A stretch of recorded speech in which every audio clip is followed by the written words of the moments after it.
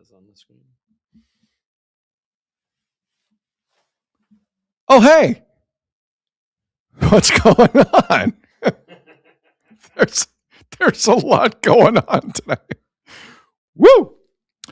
Comment from the chat, courtesy Marcus Mom, 3703. I don't usually like saying the numbers, but I find it respectful. Marcus writes this: 4 guarantees in life: death, taxes, Jeff Hoffman blown save, and Sid not talking about the Anthony Santander story. Actually, there's 5 guarantees in life: death, taxes, Hoffman blown save, not talking about Santander, and AI.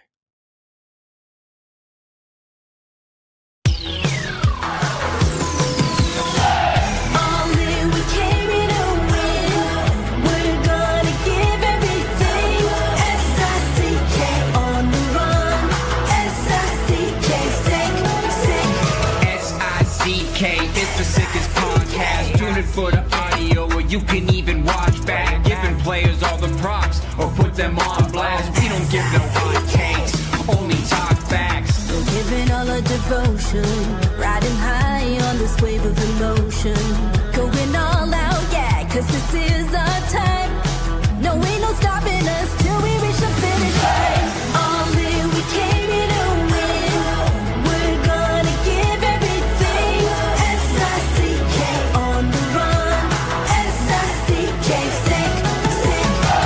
On fire, we're ready to fight. We'll bring the house down tonight. S-I-C-K on the run. S-I-C-K, sick. Play it on the car ride, play it when you lounge.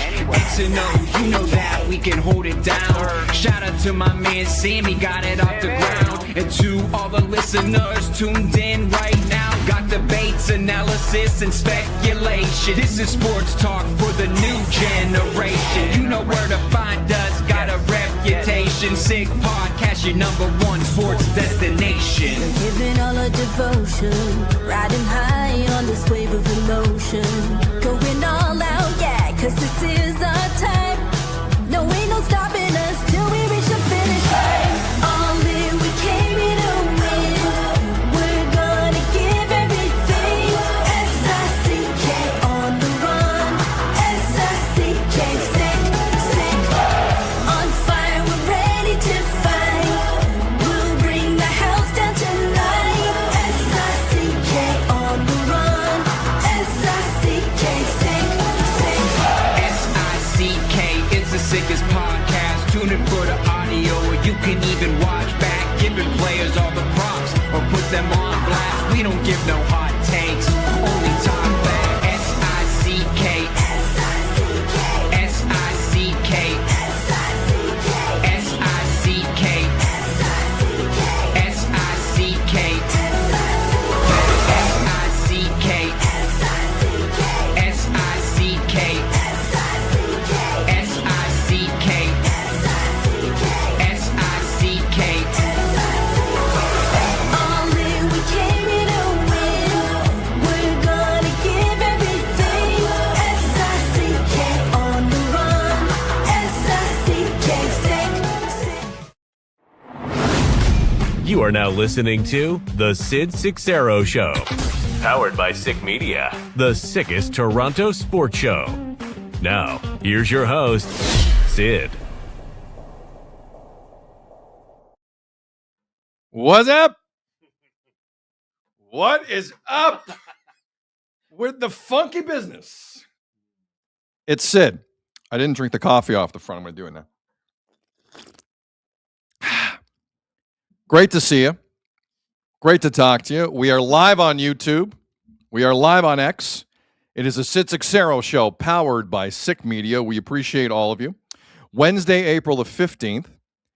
And if you're with us live, love you. If you're listening on pod, driving around, doing your thing, walking the dog, exercising, we appreciate you making us a part of your day. And Sick Media does as well. Going to start off with a positive. Actually, for some of you, this is a positive. Jeff has a party, who I rarely bring into the show this early, has a special announcement because of how busy today's show is. Jeff, good to talk to you. Good afternoon. Hi. What do the listeners need to know right now? Okay, this is a really busy show. You just teed it up. We were like grinding right up till showtime. So we're going to be straight up with all the viewers and let you know we might not have time for the Anthony Santander story today, okay? We're going to try. We're going to try. Because Hopefully we always get try. to it. Yeah. We I have don't 2 know. hours. We have 2 hours. Because some people get mad that we even bring it up anymore. Sorry, you Right. don't want news on the $90 million bat that you brought in? Really? Yeah, we got to tell you what we're hearing. Really? So hopefully we All can right. get there because we got 2 hours. Not All like we're wasting time right now or anything, but hopefully we can get to it. But just to be straight up, we might not get to it today. City Boy Toronto in the chat. No. Some devastated people that we're not going to be getting to the Anthony I Santander said news. maybe. potentially. We're just trying to be straight up with you. Also, I see all of you who hate Jeff Hoffman. I see you in the chat. I've rarely seen outside of the Leafs doing something stupid. We'll get to that in a second. I've rarely seen outside of the Leafs a sports story in the chat that people have galvanized around like Jeff Hoffman. We'll get to that momentarily. But a positive. And I know a few weeks ago, the Toronto Maple Leafs had the thing that they called Fan Appreciation Day. They called it that. They charged you to enter. They played Simon Says at the blue line. You had to watch Craig Berube attempt a shootout, and it looked like a hippo taking a dump. And on top of that, you had to hear Max Domi say, this is one of the loudest crowds we've had all year. That was Fan Appreciation Day a few weeks back. Not long after the Matthews incident with Ratko Gudas.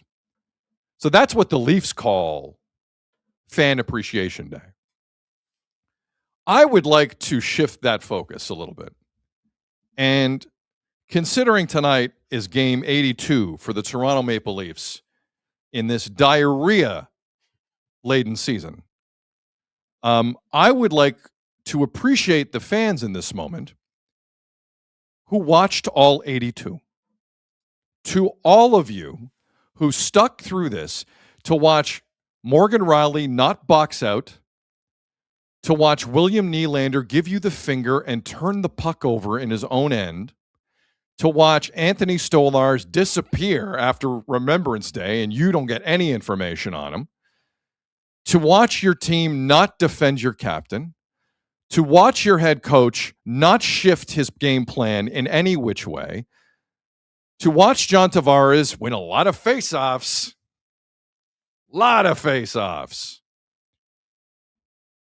For those of you who watched all of that, and I'm not even bringing up Michelli and Benoit and any of that, and Carlo not hit a single player. For those of you who sat through all 82 games and specifically went down to Scotiabank Arena and watched the games, paid to watch the games, I would like to make today, the day of the last Leaf game of this dreadful, horrific season, truly Fan Appreciation Day. To all of you, you inspire me. You make me want to be a better person. I'm probably not going to be a better person, but I've kind of thought about it, and you have made me think about it. I just want to say to all of you, Well done. Even Azo is applauding. Even Azo. Well done. To all of you. Godspeed, which is something you say when people die. Azo just said Godspeed to you. And no one flinched. Aaron in the chat, thanks, Sid. You're welcome, Aaron. You're welcome. Fretzel Mania Pod in the chat. That's a good handle. Very inspiring, Sid. I agree.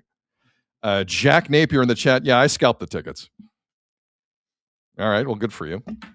Paul in the chat. Milli Vanilli has more hits than Brendan Carlo this season. Oh, God.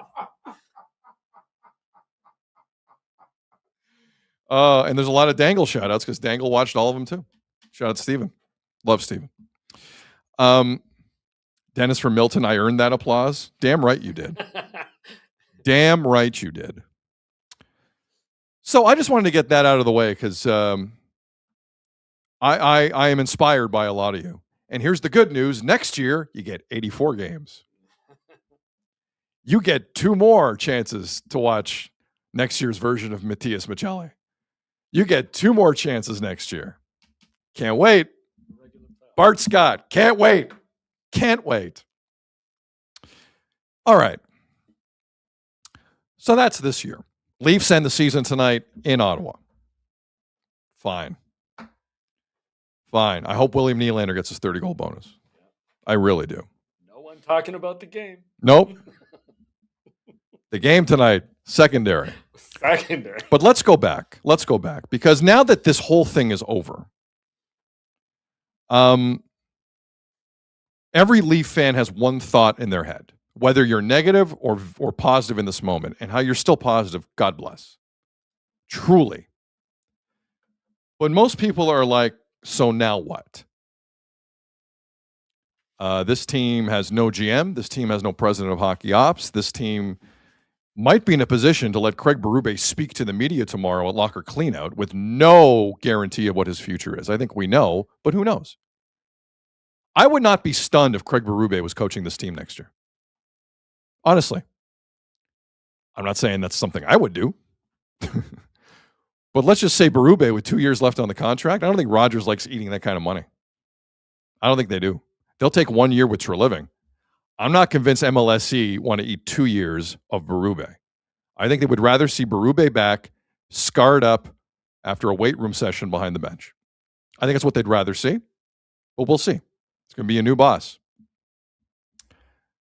So the what next is now the priority for the Toronto Maple Leafs.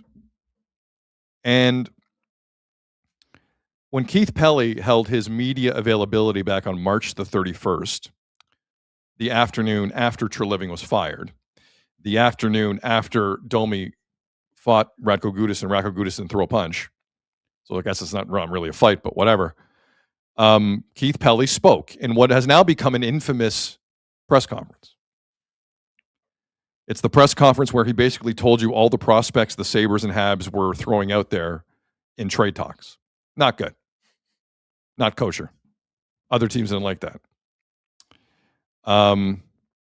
He also, in that press conference, people will forget this, but if you go back and watch the press conference when he talked about culture, he referenced Lorenzo Insigne and Bernadeschi for TFC as, quote, the Italians.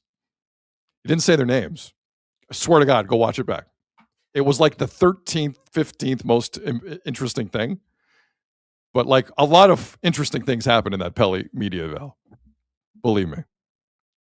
He also said he's not for tanking. Oh, it was an all-timer. It was an all-timer.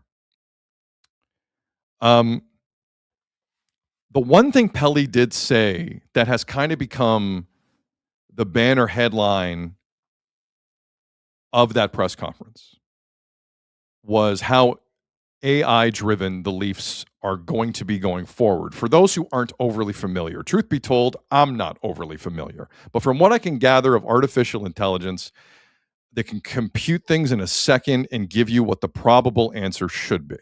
Now, you take that or you don't. It's up to you as an organization. Whether you're a bank, I don't care who you are. All the companies are using AI. Let's cut the BS. Let's be mature adults about it. This has been happening for a little bit. That's where Keith Pelley was bang on. Keith Pelley, CEO of MLSE. So like that shouldn't be a surprise that places use AI. But when you're making sporting decisions, I think it's a world that hasn't really crossed swords yet like that.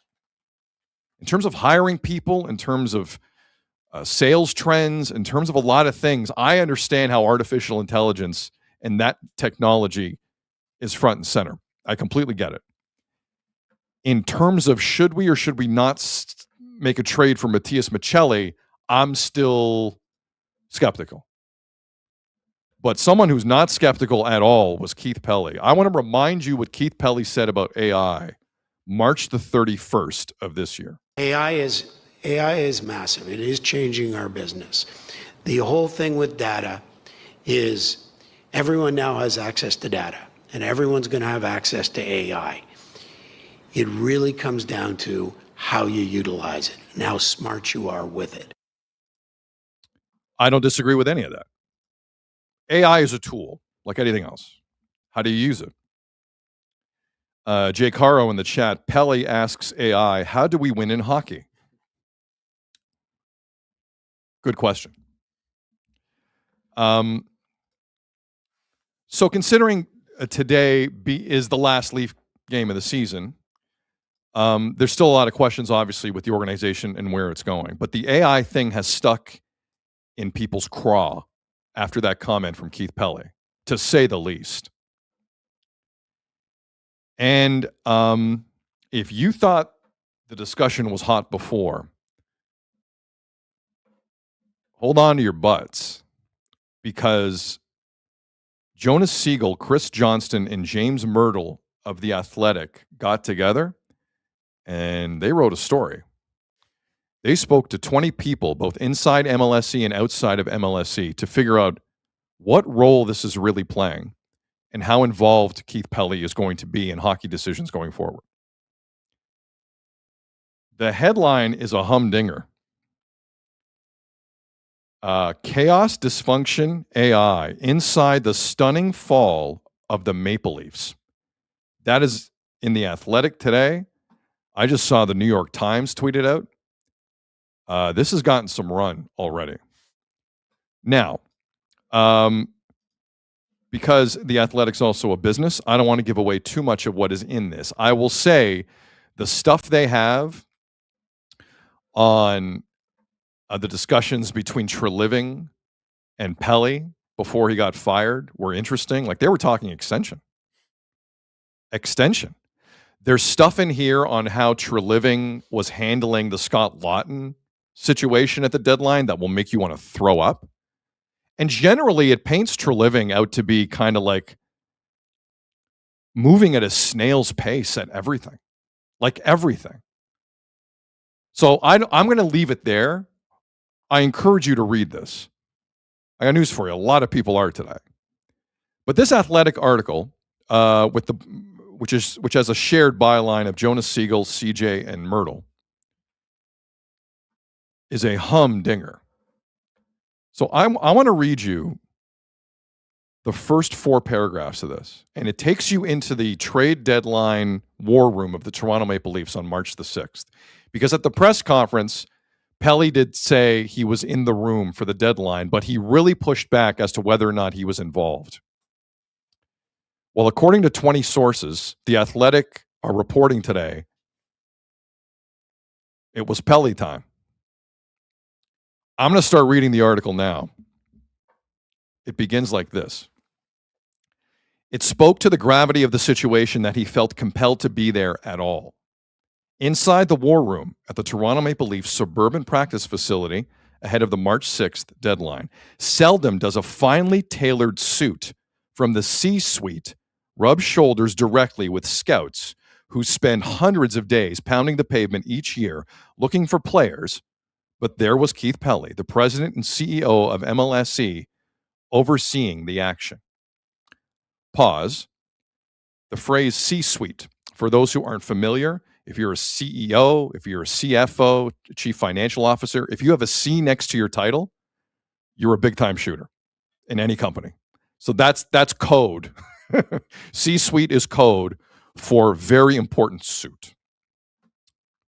I will now continue the article. Pelley had never taken that approach with the NBA's Raptors or with TFC, the 2 other big league clubs he oversees. Nor had he been in the room on trade deadline day a year earlier when Brendan Shanahan was still president of the Leafs. But he was concerned by the direction the team was taking under GM Brad Treliving and felt it necessary to get a first-hand view at how the front office operated under pressure and arrived at decisions. Pelley viewed himself, Pelley viewed himself as merely an observer, but others there felt differently. He did not sit in silence. He peppered the team scouts with questions, demanded more assets in trade conversations, and tossed out opinions and ideas. As one team source put it, fans would have been surprised to see just how involved a non-hockey executive was that day. Okay. Okay. Let's take a break.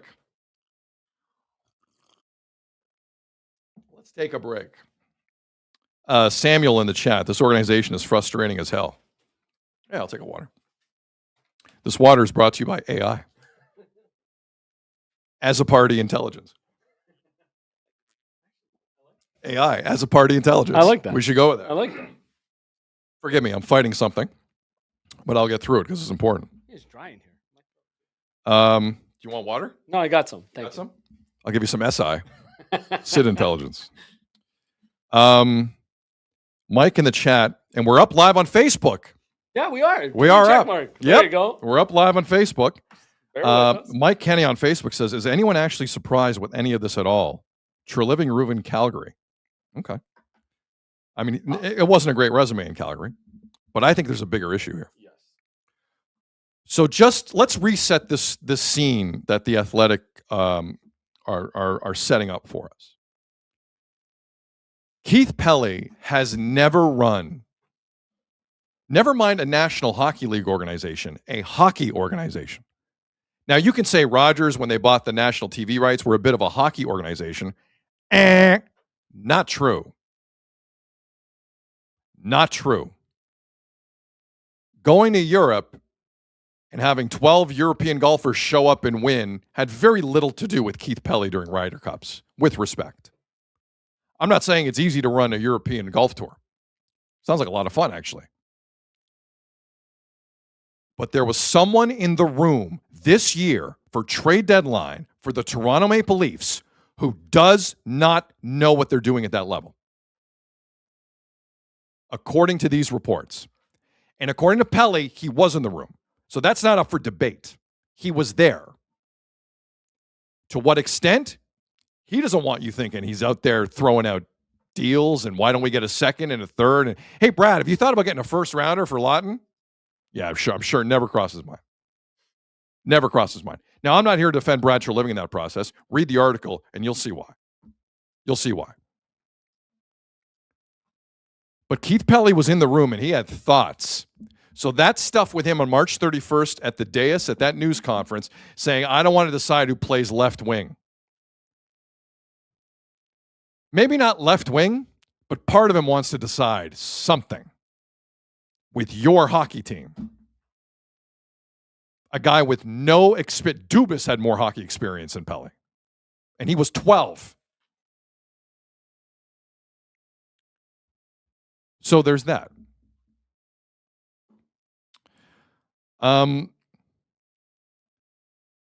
Things got more interesting the more you read into this Athletic column. And this is the last time I'm going to refer to it because you need to go see it. You need to go read this. And it specifically talks about AI. And we wondered for a long time, who is in Pelley's ear about AI? Like, who is it? Clearly someone is. Someone very skilled and ambitious and smart is in his ear. Who is it? Have we heard of this person? The Leafs have a data department. Is it someone there? Today we got our answer. And you're going to be introduced to someone that you better get to know. Because apparently this person has their finger on the Raptors, Leafs, and TFC. For the 9 of you that care about TFC, you want to listen to this. Let me go back to the article. Looming over the deadline day action was Pelley and another non-hockey executive not in the room, but playing an influential role nonetheless. Humza Teherany, Chief Strategy and Innovation Officer at MLSE. The belief among staffers, was that Pelley's AI musings were coming directly from Teherany, who has become one of Pelley's most trusted advisors. One organization source said Teherany had, quote, his fingers in all of the MLSE teams, end quote. That included the Raptors, who had embraced the support of MLSE's Sports Performance Lab, which included everything from AI to analytics to biomechanics, and found some success from it. The Leaf staff, conversely, were found to be resistant to what the tools might offer, which explained why Pelley would later call for more data-centric decisions and a more data-centric head of hockey operations. Humza Teherany. All right. There was a missing piece to all this. Azo, can you throw the picture back up, please, of Mr. Teherany? Thank you very much.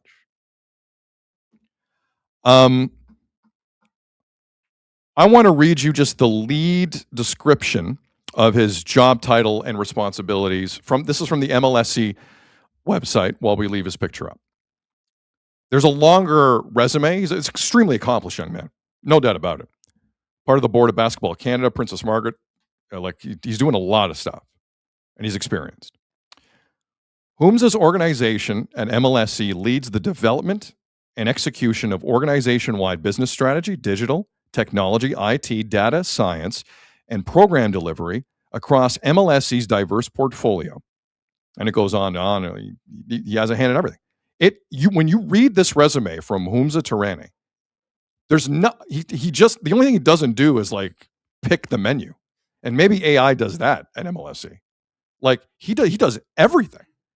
He has worked his way into a very advantageous position in a pretty big company. No doubt about it. So if only there was a way we can kind of hear from him directly, because there's no way he was going to speak March the 31st. There's no way tomorrow at Leafs Locker Cleanout you're going to hear from Humza Teherany. If only there was a way we can hear from him. Oh, wait, I found a 1-hour interview he did 2 months ago on YouTube that's been viewed by like 200 people. Would you like to hear some of it? I think you would. So the podcast I came across was called Beyond the Prompt, and it's hosted by two guys. Forgive me, I'm not overly familiar, but it sounds like a smart show. It sounds like they know what they're talking about, and it's a tech podcast. So Humza Teherany 2 months ago did an hour-long interview with these guys. Hour long. And again, it's barely been viewed, and we're going to give it a lot of light here. So we have some sound from Keith Pelley's number 2. And if you're wondering where this is going, I think this is enlightening. Now, a lot of this interview, I heard most of it. There's a lot of kind of really in the weeds AI tech talk, if I'm being honest. And some of it went way over my head. Way over my head. Full disclosure. But some of it didn't. So we have 3 clips here from Humza Teherany. Again, this was an interview he did on a podcast 2 months ago. First, he just kind of introduces himself and gives you an idea of the AI team that he leads at MLSE and what his responsibilities are. So here is the Chief Strategy and Innovation Officer at MLSE, Humza Teherany. Teherany, Chief Strategy and Innovation Officer for Maple Leaf Sports and Entertainment. We're the organization that runs the Toronto Raptors, the Toronto Maple Leafs, Toronto FC, and many other teams, along with the entertainment concert company as well.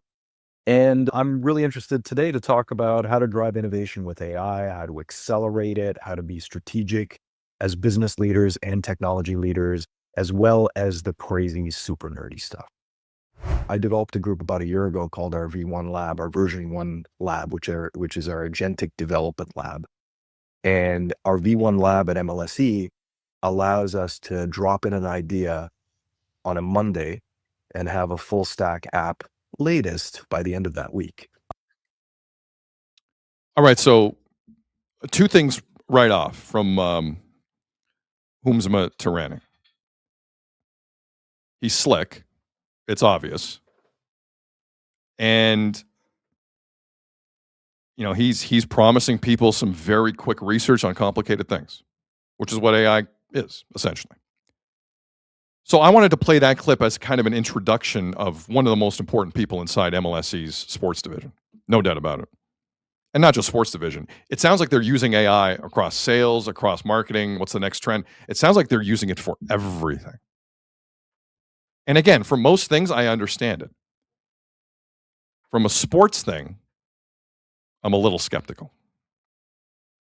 So the second clip from Teherany we have is he talks about how artificial intelligence specifically can be used in a sporting sense And there's a phrase he hits on right at the end here where my ears perked up. Listen to this. You know, everybody has ideas.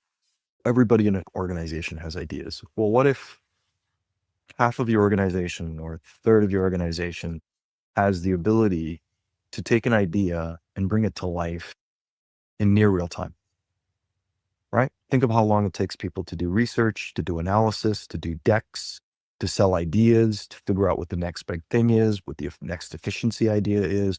It could be anything. It could be margin and EBITDA growth. It could be net new revenue growth. It could be fan experience.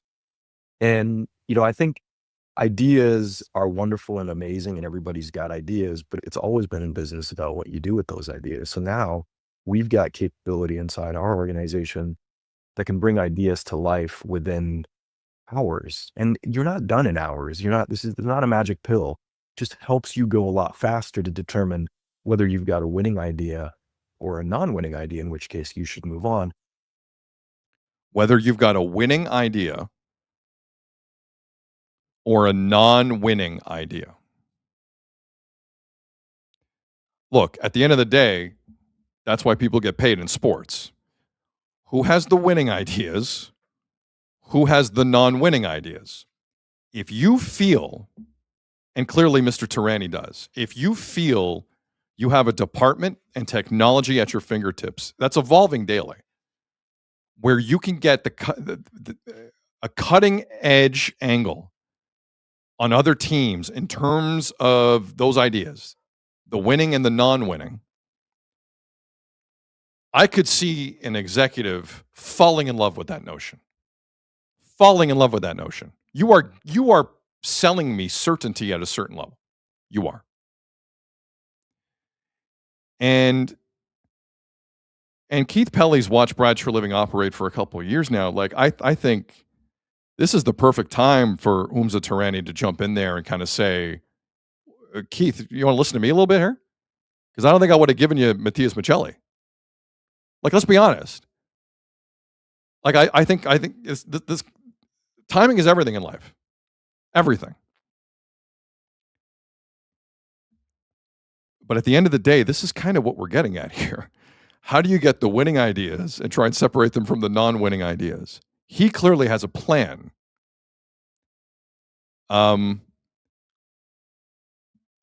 It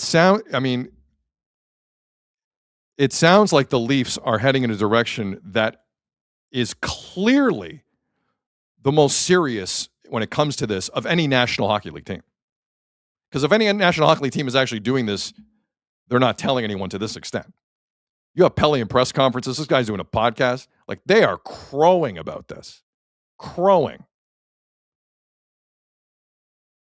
So the last clip from this Humza Teherany interview on the Beyond the Prompt podcast is he is asked, you know, what role should AI play when you're talking about the CEO of a company, when you're talking about the Keith Pelleys of the world, Keith Pelley, who runs the Leafs, Raptors, and Toronto FC. How close should AI and the CEO be moving forward in terms of decision-making, in terms of making calls that affect everything that goes on in the ice, court, or field? How closely intertwined should a CEO be with AI? And this is what Humza Teherany said. A role like this needs to report into the CEO, or frankly, be the CEO. I think it's got to be very close to the top person and the top people. And everybody has to understand what the capabilities are. Because, to where we started the conversation off, this conversation isn't just for the nerds. This conversation, in my opinion, is for everybody to some degree at this level. Because even if you don't understand hands-on keys on these things, you want to understand the macro concepts of what these things mean and how you could enable it, even if you can't build it yourself, how you could enable it if you're the CEO of a company. Mind phaser in the chat. There you go. Replace Pelley with AI. Done. It's over. It's over. Done. AI. Can you replay the first part of that last clip, Azo, where he says AI should be the CEO. Did I hear that right? Let me hear that. A role like this needs to report into the CEO, or frankly, be the CEO. Oh, okay. Oh, okay. Okay. All right.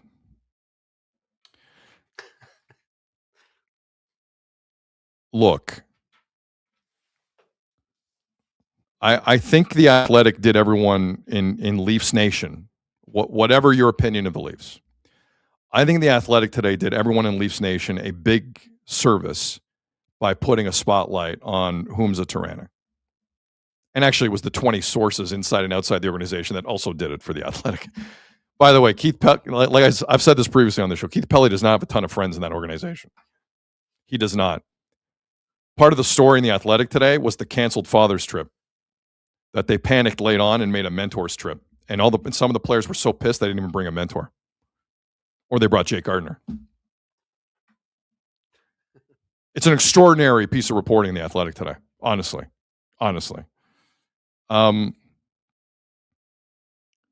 But my point is today, when you hear Pelley talk on March the 31st, when you read the Athletic article today, when you hear what Pelley was reportedly doing in the trade deadline war room on March the 6th, he was not a wallflower. And when you hear from multiple sources inside the organization saying Humza Teherany was in his ear the entire time, when you hear Mr. Teherany speak, this is his life's work, clearly. There's no debate on that. No debate. A message to anyone out there who doesn't like where this is going, too bad. Because this is exactly what Pelley is going to do. Keith Pelley is going to try and create a world where if he hits a home run, he takes all the credit, and if it's wrong, AI led him down a bad path. And Keith doesn't have to make a single call. If you are an executive coming into the Leafs organization, like, how do you fight this? Like, it seems like he's the most, Humza Teherany is other than Pelley, the most important person in the organization. How do you fight this if you disagree with something? How do you fight this if you don't like the call? How do you fight this if there's a second round pick out in the Western Hockey League who you really believe in? How do you fight it? Why have assistant GMs? Why have scouts? Fire them all. What am I hearing? I mean, fire them all. I can get all the information from central scouting I need for AI to tell me which defenseman to pick at 3 in the draft if the Leafs get one. Like, I could just do that. Now, AI folks will tell you, no, it's not that black and white. Obviously, it's just a tool. No, it isn't. If you get to the position Humza Teherany is in, you don't sell that as just a tool. That is an idea to suss out the winning ideas from the non-winning ideas, as he said in that podcast he did 2 months ago. They're not shy about this. They want you to know about this. If you don't like where this is going, too bad. Too bad. Artificial intelligence, we have entered the Maple Leafs artificial intelligence era. I don't know if it's like the Taylor era or other eras. I'm not a Taylor Swift person like that. I'm sorry. I'm not a Swiftie, but there's a lot of eras. Welcome to the AI Leafs era. I don't know where this is going. Keith Pelley might be about to do the wildest, most successful thing in Toronto sports history. Maybe. Or not. But any executive, like I'm now starting to, in the vein of AI, compute why an experienced hockey person might not want any part of this. Because I won't be the most important person at MLSE running the Leafs. Someone else will be doing it. Do I want that? I don't know. If I'm a young assistant GM, maybe I'm full of piss and vinegar and think that I could fight through it. It's worked a little for the Raptors from what I could tell. TFC, don't get me started.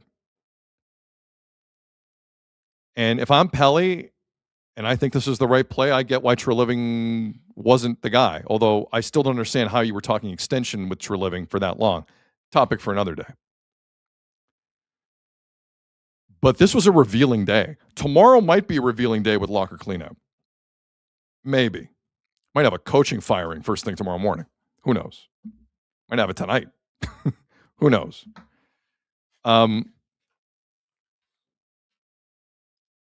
But I can understand how Mr. Teherany has made his bones at MLSE.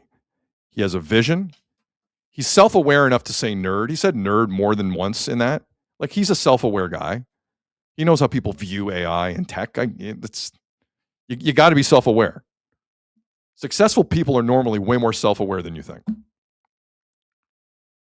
But if you're a Leaf fan after this season, after that Pelley press conference, May 31st or March 31st, and you're now hearing that he was way more vocal in that draft room than you thought, or that he wanted you to believe,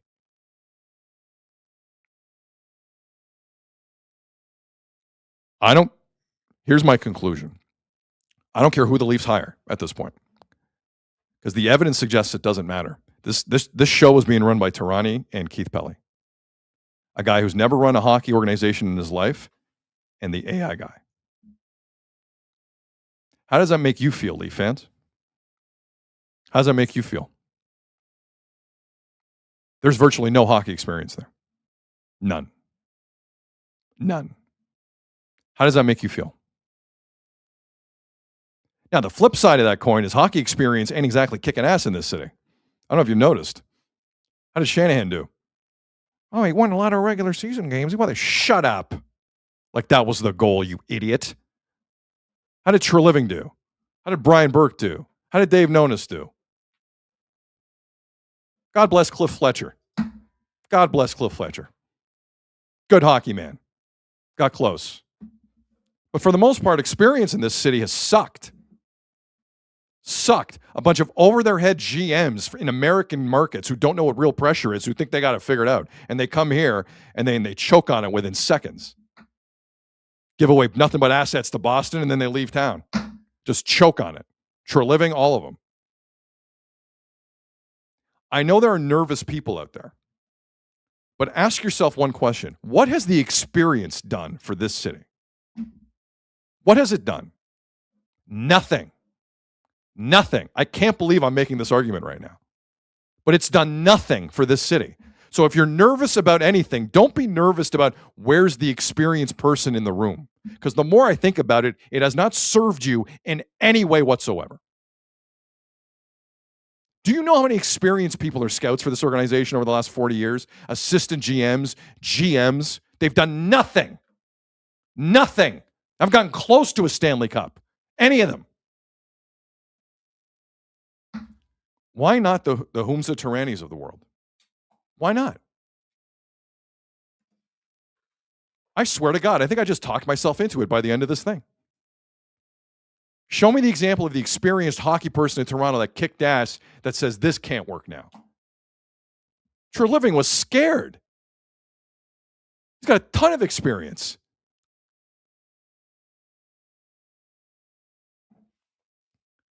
I'm just saying, as weird as this feels,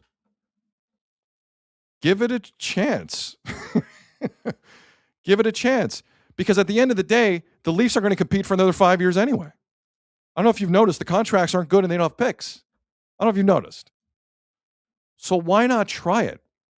Because the whole key to this is unearthing hidden gems. That's the key. That's how you get ahead in any sport. If you hate AI, you're not happy today. How do you feel about the people who weren't AI? How do you feel about them? Were you happy with the job they did? Unprotected first-round picks out the door like crazy? How do you feel about that? How do you feel about the experienced folks who were here? Just ask yourself that.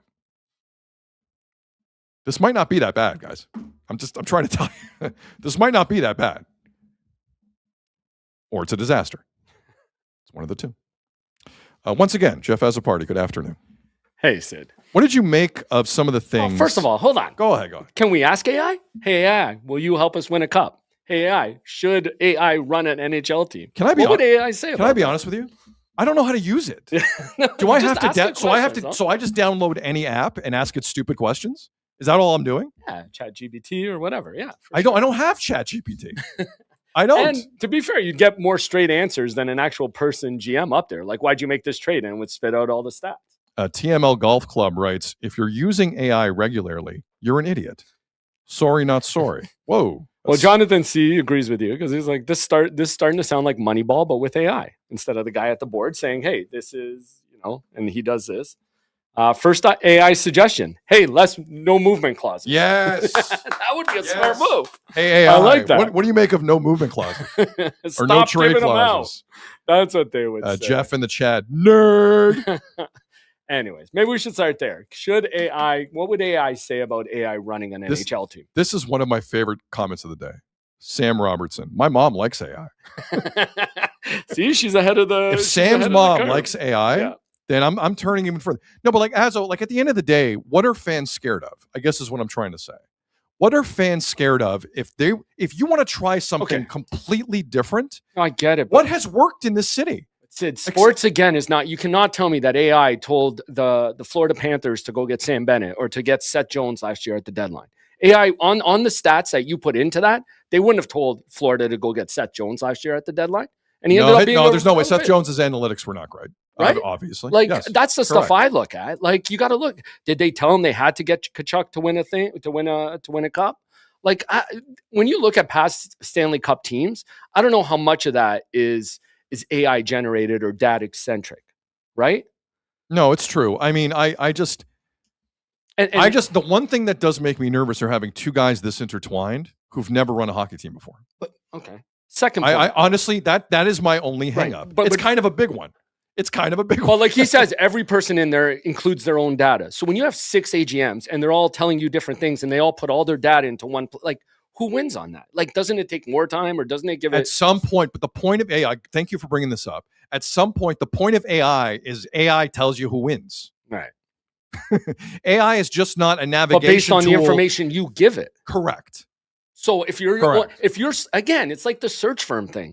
If you're slewing the pitch you're giving it onto why you should make this decision, is it still the right decision? But like we're at the point with AI. Like if you're talking Michael Hagee, like let's talk about Michael Hagee. Okay. Michael Hage.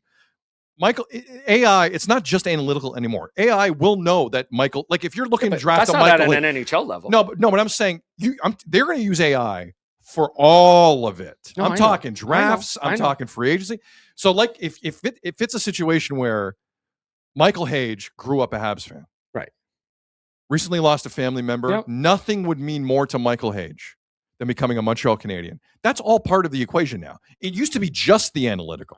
Now it's just a bunch of the other stuff that you can put in there too that does help you make the call. Why do they do interviews with players before the draft to try and get a sense of their character and what kind of stuff they did? Right? To me, the Leafs are already in this stage because they were kind of using AI. Dubas wanted all guys with skill who would put up points, and that many points could get you into the playoffs and to a cup eventually, but it never happened. Why? Because we all say it. They don't have the makeup to be like that killer instinct, that DNA, that grit, whatever you want to call it, snot. How many different years have we heard what these guys don't have? Because I don't feel like you can find that in AI. And like a guy, like a prospect, you're looking at his prospect stats, like at a lower level. When he comes to the NHL, that doesn't necessarily translate. How many guys have killed it's a National Hockey League. That's the whole gist of it. I'm with you. But let's not act like AI is just number crunching a guy goes crunch and hits a button and all of a sudden the numbers come in. Like it's way more nuanced than that. It takes everything. I can take an entire interview with a prospect in that room and insert the conversation into an engine. I'm serious. Insert the conversation, and it will help with the calculation through artificial intelligence. But AI doesn't watch games. So it can't equate for every sport. Because I have a buddy who uses AI a lot. You know, he's a doctor, and he has to write his reports, and it helps him write his reports because he gives it the data, and it writes it out. And he knew when I was writing scripts at Sportsnet, he's like, do you ever use it? You should try it. It might save you time. And we jokingly tried it for like a game, and it got all the details of the game wrong. That already happened because nobody had inserted the data in it. And it said this should have happened based on past results. Like I think it even got the World Series champion wrong or something, defending, because it's all based on the technology. What I'm telling you though is the stuff that Humza Teherany is working with, based on his comments in His that product. in that hour-long podcast interview he did, which is on YouTube right now, he's not playing with the same search engines you and I are playing with. No, I get He's that. not. But he created it. He's doing the dimensions. Let me hear from somebody else who didn't create it He about wrote- how good it is. He's been writing code his whole life. Like there's things I didn't put in there, which I really should have. But to me, like it's not like he's new to programming. It's not like he's new to data entry. It's not new. Like, and I'm not saying any of that, but it's the same way as I've seen guys go for producer jobs in TV or radio, and they come in with some PowerPoint presentation that looks amazing, and then they get the job and they're lost because they've never actually done it. They do look like good that. though. The PowerPoint. Yeah, that's what I'm saying though. That's basically what it is. Like my data can tell you this, I can enter that, but it doesn't always equate. And I think especially in sports, you have to be careful of that. You definitely have to be. Listen, you need an eye test. I'm all for the eye test. Okay, so let me ask you this. But like the Leafs, this Leaf organization, how it's done their business has failed. Yeah, no, you're right. Sorry, let me take that back. How they have competed on the ice have failed. Mm-hmm. Their businesses, fine. Although I still don't know why you're charging people $100 to hit the goal button. Tells me maybe you're not fine. Whatever. But on the ice, they have failed. Why not in this moment, when you have the weirdest contracts in the league on your books, to do something completely different with it? Okay. So you're totally against it? No. So let me ask you this. When would you have fired Craig Berube? Do you need a full season? Like, do they have to wait for game 82 to figure out what Berube, how he helped or didn't help this team? Like, if they do fire him tomorrow morning, is it because they needed the full 82 game sample added to last year's 82 game sample when they won the Atlantic and when they went to game 7 against the defending champs? Like, when do you cap that data? In sports, it's a really hard thing to find out. It all depends when you ask the question and what the data is up to that point. Okay, how about this? Somebody in the chat with AI that knows what they're doing, and I'll name check you. Ask it, should the Leafs fire Craig Berube tomorrow? Well, no, because you need the results from the game tonight. Maybe, is this why? You need 82 games or 81 games of information? But it could change. It could change. No. Maybe that's why Craig Chief is still pulling the goalie and like calling timeouts when he should. Because it all helps the data. They didn't fire Berube because they didn't want to do another press conference. Okay. Guys, let's not overthink Berube.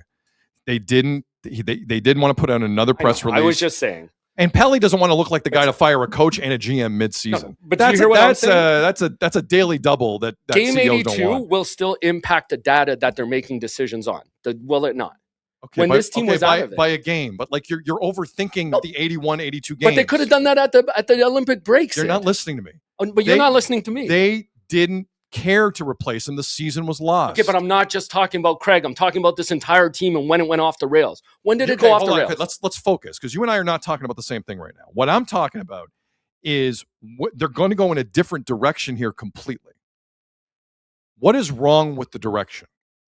I'll talk about Berube in a second. But in terms of the direction of what we've seen in this article today, Pelley is very hands-on. Teherany is going to be pretty hands-on, it looks like, and in his ear.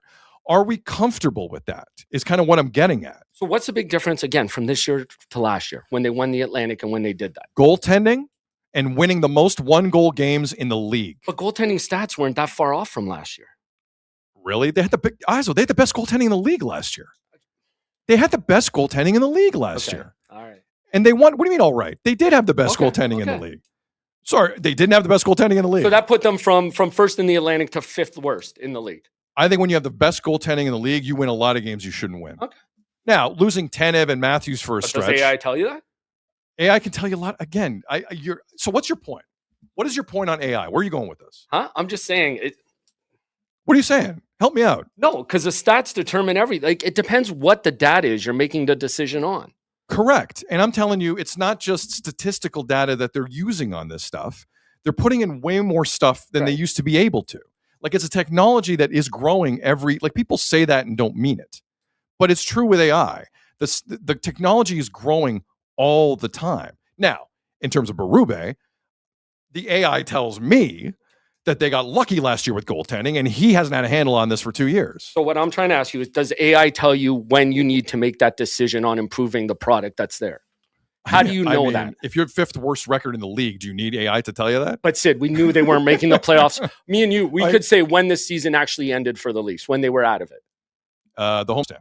Right. Now they got close around the Olympic break, so some people will say, oh, no, they got closer. Why did they come back out of the Olympics thinking they still had a chance and still went for it? That's I'm saying when you decide to make these decisions could impact the decision AI tells you to make. Do you get what I'm saying? No, now? I get what you're saying in that. Yeah, but what that's all I'm trying But what to I'm say. saying is That AI was my point about Game 82. there are decisions that will still come down on Pelley's desk where he'll just go, I got it. Yeah. Like let's you would also hope be so. honest. Well, you would hope so. Yeah, that's what I'm You saying. would hope so. But you're also talking about AI replacing Pelley. So what the like that guy said you could do it. What was can you play the clip again? What did Teherany say? AI should be the CEO? I think it's got to be very close to the top person and the top people. And everybody has to understand what the capabilities are. Because, to where we started the conversation off, this conversation isn't just for the nerds. This conversation, in my opinion, is for everybody to some degree. Yeah, that's the wrong one, I think. Yeah, that's the wrong one. Sorry. It's That's all good. No, he said, frankly, AI could be the CEO or something like that. Sorry, he said that earlier. He did. He did. I thought that's, I don't know. I find it a very slippery slope because Pelley even admitted in his conference, you still need good hockey people around it. Yeah, well, I guess the good thing about reporting and journalism is we learn a few things. Right. And what we learned from The Athletic today is look out. Like this feels like a two-man operation. And my question now is if you're a Sonny Maeda, like some hockey people, I got news for you. Hockey people who are hot commodities in the National Hockey League right now woke up this morning and read that. Mm-hmm. Oh, for sure. And I don't think all of them were in the loop. People who are candidates for this. People in this market had no idea what was going on. No kidding. Like, let alone the Sonny Maedas and the Petersons out in Florida. And by the way, real genius move. Let's get the Florida executives. Like, really, that was a real brainstorm, brilliant idea from MLSC. Let's hire some Florida Panther executives to help us out. No, but sure. To my you didn't point, need AI for that one either. Was data going to tell you the turnaround the Buffalo Sabres had from last year to this year? Was data going to tell you the up and down roller coaster that the Columbus Blue Jackets went on this year? Like, let's get into their coach's comments last night later. But like, would data have told you that was going to happen? That's how their season was going to go. I think at some point there are decisions that you feel strongly about if you're Pelley, and if you are whoever he hires under him, let's say. Okay. There are data centric and AI is going to be massive. There are going to be other decisions, which frankly you're scared to make. And if you're scared to make certain decisions, like say, I don't know, a trade deadline, say, I don't know, the third overall pick in the draft, if the Leafs got it. By the way, Jay Caro was asking for a couple of draft simulations. We're going to do some right here. So I think you can pick and choose, which is what I think will happen, and most teams do this, when you use it, when you lean on it, and when you think it's the right moment to do A, B, and C. You're still allowed as a human being, right? But he went do whatever you want. He went into the trade deadline with what did they say? Like a stack of papers and all this, and that's what he based. He had his AI info going into that deadline, and he based the decisions they were going to make based on the information he was given. No, but to your point, that's where I'll throw up a red flag. Right. Of the numerous red flags here, the biggest red flag is you walk in a room with AI. And you, having watched Bobby McMahon and Scott Lawton all year, think they are sure. But I got news for you. Fans and some pundits were thinking the same thing. Those two are sure you have to get a first for those. No, because other teams aren't that stupid, and they watch the games. And I don't care what Bobby McMahon did to start off his Seattle career. No GM was going to freak out the way Treliving freaked out last trade deadline. No one was going to do that. It's a miracle they got a first for Nick Waugh. Well, and that was the different side where Brendan was there knowing it was his last run, saying, like, we have to go in. Last year to this year. Pelley was giving him the same heat. Right. Pelley was giving him the same. You better make it past the second round. 100%. Like, there was a lot of culpability there, for sure. Yeah, I think you're going to find that more in sports than you're not, about having to make a decision, not just based on data. I think that happens way more than we're even thinking of in sports. I don't disagree with you, but what I'm saying is it looks like the Leafs, I feel like generally most organizations go 50-50 on your gut and data. I think it's starting to lean the other way. After hearing some of the comments from Humza Teherany and Keith Pelley. Yeah. We're looking at 60-40, 65-35. That's what scares me. And that's all I'm saying. Like, when do they make the call on whose ever data it is, and when they make it, I think could have a lot to do with what it's being told to do. And again, I don't want to say lies, but like Pelley said in that press conference, he was a pure observer at the deadline. Those were his exact words. I went back and listened. Pure observer at the deadline. The reporting in The Athletic today contradicts those claims. Like that's contradicts a those claims. That is a big, to me, that is still the lead here. I know we're getting to know Humza Teherany a little bit, and Humza, welcome to the spotlight. You're in it now. But in terms of Pelley, who's always been in the spotlight and wants the smoke, you now look like the guy with zero hockey experience who's playing Yahoo Fantasy Hockey on his app. Yeah. That's bad. Somebody said that. It's like EA Sports That's AI. bad.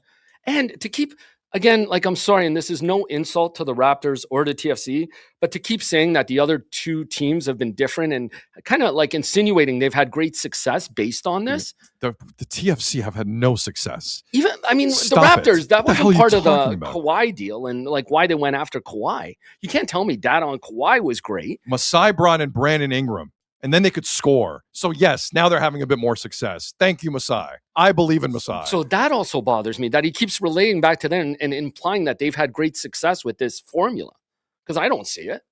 Well, internally, Azo, I got to tell you, inside of corporations, ABC always be closing. And then that's the other thing he keeps Always saying, be like, closing. you know, you can run. What did he say? Same as operating a business, but I get it. To some point, it is, and that should be somebody's job is to run it as a business.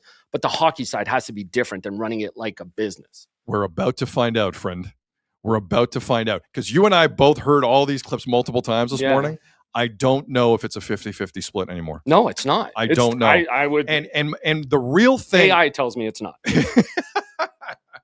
and I want to go back and talk about again, if you were a candidate for the Leafs GM position or whatever they're going to call it, and you read this today, like, you know, do you want to enter this world? Yeah. Do you want to enter this world? I'm Sonny Maeda. I've been in 3 straight Stanley Cup finals with my boss. Won 2 of them. Yeah. We beat the best player of his generation, maybe the best 2 players of the generation, and Draisaitl and McDavid twice. And I bet you we could Twice. go up and down the roster where AI wouldn't, or analytics wouldn't have told you those players. They shouldn't have made some of the moves that they made for those players. Correct. But someone in the chat, AI says it's now a 70-30 split right now for the Leafs. And now it's honestly, 70-30. I believe it. It almost sounds like 75% to 25. I think we can, that debate, that will be fluid, but I think that might be the sweet spot. Because it was honestly starting to bug me how much people said, oh, this GM's going to be data-centric. And I was like, come on, no, you still need a hockey guy, right? Josh won the Especially chat. if you're not hiring a president. And it's like, now I don't know what to think. Josh won the chat. Can we ask AI for a Santander update? We can. But imagine that. Like, that's why. Like, let AI run even a fantasy team, and it's not guaranteed to win. Do you? No, I've tried. Right. Do you think the Leafs lost some candidates today? Yes. Because Definitely. reportedly they were doing meetings this week. Yep. So now Pelley, guess what? The interviewee in some of those meetings has become the interviewer, and I think Pelley's getting some questions. He today. should. Pelley's going to get a few questions on this about what's the deal. See, but I'd love to see the data that told them to retool over rebuild. Well, like, that's why I could tell you the data. Well, it was last year. $10 billion TV contract. No, but come on. You don't think the NHL that, contract has something to do with Rodgers wanting the Leafs to be competitive? Of course it does, but that can't be in the data that tells them that. Like I said, the only thing you could point to was last year when they won the Atlantic and they did that. Some things you need data for. Yeah. Something like, I think if you have a 3rd round pick and you're down to some like a Latvian forward and a kid from the Ontario Hockey League, like, I'm all for that. Like, I know. Like, run it through the engine. I'm fine with that. Oh, but you think, okay, so you think AI can not monetize, like, can give that an analytic, like, number? Oh, I think it can give anything a number. That's what I heard. That's what Humza Teherany just basically told us. Yeah. Okay. I believe that less. Do I agree with it? Right. Okay. Not really. So I guess that's where my passion's coming from. I truly don't believe that at all. I don't believe hold on.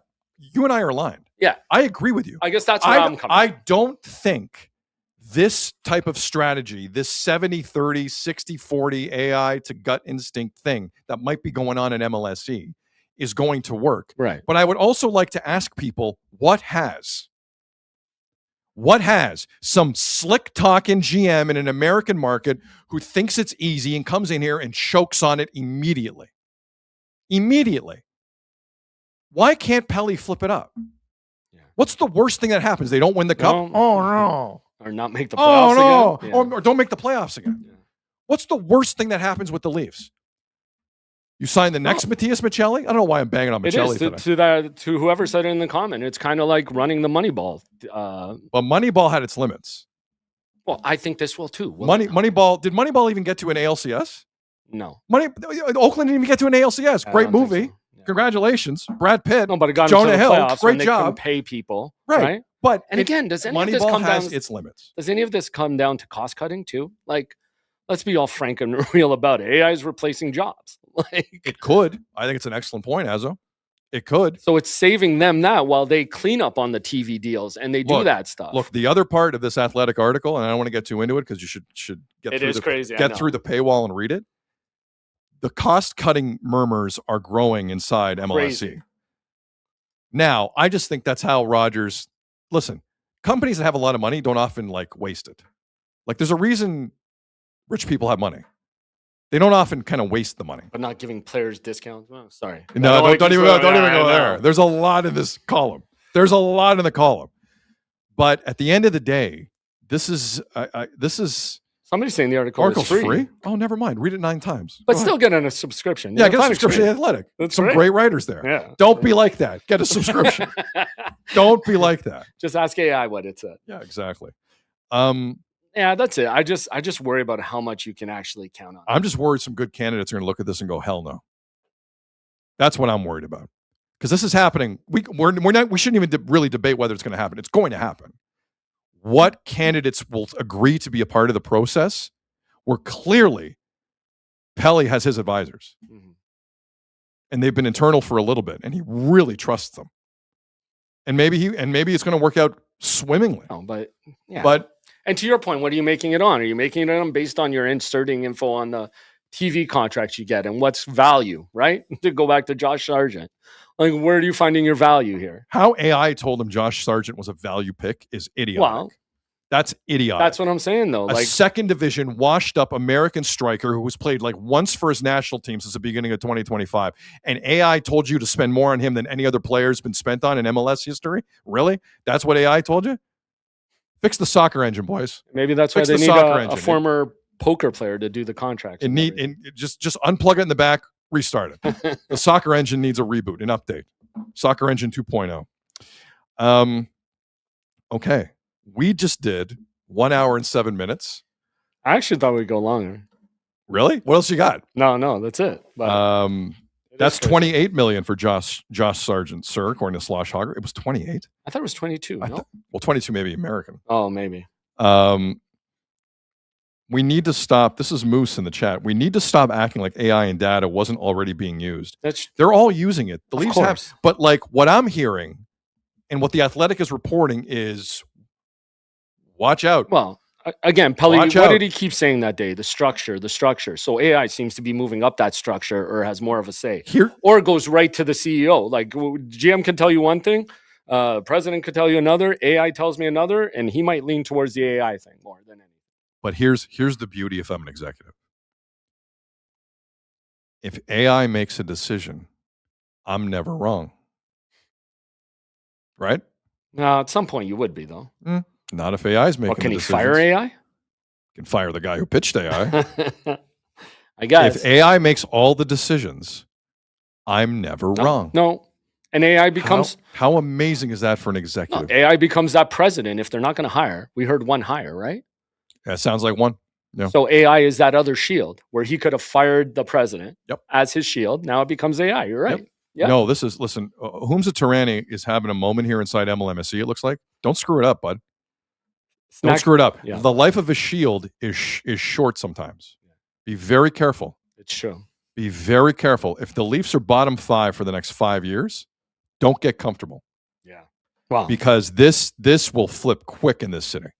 Very quickly. Without a doubt, I'd even give it less than 5 years. Snackatoba, it's ironic that AI is the answer. That's very good. That is how you close that. That's very good. Oh, you know what? I have a better way to close it. Uh-oh. Someone in the chat asked, can we do some draft lottery sims? Oh, yeah. There you go. We're going to do 3. If the Leafs get the first overall pick, I stop. We're going to do 3. Right now, the Leafs have the 5th worst record, and I believe they're locked in. Are they locked in at 5? I don't know if it could change or not. I lost track. I don't think so. They can't finish third Because there's still worst. games tomorrow, too. Yeah, it's crazy. There's games tonight, games tomorrow. All right. So, and again, May the 5th, Azo and I will be doing a watch along for the NHL Draft Lottery with you. Who knows how that's going to play out? With that as the inspiration, we're going to hit the sim. So here we go. Here is the Draft Lottery sim. Leafs 5th worst odds. If they're outside the top 5, remember, pick goes to Boston because of course it does. Here we go. Just clicked it. Leafs get the 5th pick. They keep it. Vancouver gets the 1st overall pick. All right. I think Leaf fans would take that. Yeah. It's not. I'd like a higher pick. Yeah. Here we go. Second sim. Oh my God. The Panthers get the 1st overall pick. I love it. See, this is. But where are the Leafs? Who cares? Who cares what the Panthers do? Where are the Leafs? Where do you think the Leafs are? 6th. They're 6th. Oh my God. I'm looking at the Leafs 6th. And this will drive fans to root for the Habs. If this happens on May the 5th, the Panthers get the 1st overall selection in the draft lottery. Mm-hmm. The Leafs go to 6 and they give the pick to Boston. There's no point in being a Leaf fan anymore. No point. One more. Let's do one more. The Rangers get the 1st pick. Leafs get the 5th.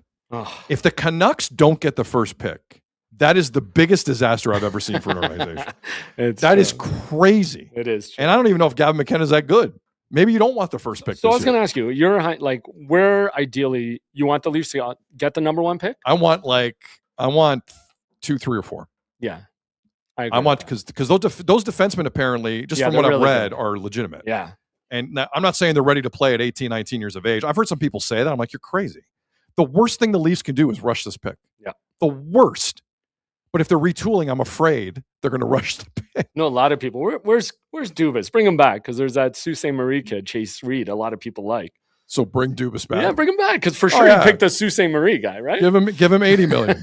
Give Dubas $80 million. But yeah, with 3 defensemen in the top 5, I think it almost works out better for them if they don't get the 1st pick and don't have to choose. I would agree with you. I would agree with you. Right? Moose in the chat. To Sid's point, AI would have managed assets way better than previous regimes. I am confident in that. Guys, the more we're talking about this out loud, you cannot make the argument to me certain things the Leafs have done the last 3 years were better than anything AI would have suggested to you. Agree or disagree with that? Yeah, no, I agree. It was malpractice, some of the things the Leafs were doing. Organizational malpractice. I 100% agree with that. But I don't know. How do you do those negotiations though? Because you put into AI what other teams are offering them and how a no movement clause could change that. I don't know. At the best, the technology would tell you don't go over this number considering your cap situation yeah. and your needs, like most organizations. But then you're going to lose some guys you maybe really want or need. But you know what? Sometimes it's not the end of the world. Like, no, I agree. Like if the Leafs, what world would we live in if the Leafs hadn't signed the Chris Tanev contract? What world would we have lived in if Matias Maccelli wasn't acquired for a pick? I don't know. I think there's no way the Humza Teherany regime and AI and MLSE would have suggested either of those moves. Not at that age, not at that term. There's no way. Yeah. I think people need to be just a touch more open-minded about this. Just a touch. Because I'm not seeing the resume of the person in town here who hit it out of the park. I saw a lot of ego and a lot of ridiculous inaction. And why not? Why not? Until it goes horribly wrong, and then I'll reverse course. So who does Pelley and Teherany have to talk to first? AI or Matthews on what to do with him? Or do you just have an AI bot in the room talking to Matthews? Yeah, maybe. Get him to give him data, and then he makes his decision on what's best for both. Humza Teherany can make AI Keith Pelley, give Keith Pelley's AI all the information, and they can have a conversation. Yeah. Why not? If AI is asking Austin, maybe he'll be able to formulate what's best for both sides. I agree with him. All right. Anything else on this, or do you want to? Says AI says thanks, Brandon. That's pretty good. That's really good. Oh, by the way, the Leafs end their season tonight in Ottawa. Yeah, no one talking about the game. Nope. Wow. Do we have to talk about another final Joe Bowen game tomorrow, or are we good? Is it really a game if nobody's really playing? Well, that's true. Who's- It felt like 2 nights ago was the last Joe Bo Right. game. Like it really felt that way. Who was it? Somebody in the chat said, yeah, you got Hildebeest versus Optimus Rhyme in net tonight. Quite the matchup. Don't get hurt, Optimus Rhyme. Yeah. Don't get hurt. You never know, man. You never know. Okay. What would AI say about Jeff Hoffman? And this was what I thought we'd come in and just go off. I on. thought, like, when I woke up this morning, Yeah. for a brief moment before I pick up my phone, that's what I thought our lead was today. 100%. So here's the good news. The Blue Jays are 7-9. The Blue Jays did the Blue Jay thing where they come back last night. Put up 3 runs in the 9th. They were down by 1. 3 runs in the 9th. Out comes Jeff Hoffman. And Jeff Hoffman didn't have a ton of control and gave up the lead. And put Louis Varland in a hell of a spot at the end of that half inning to try and even prevent the Brewers from winning. We'll get to Louis Varland in a second.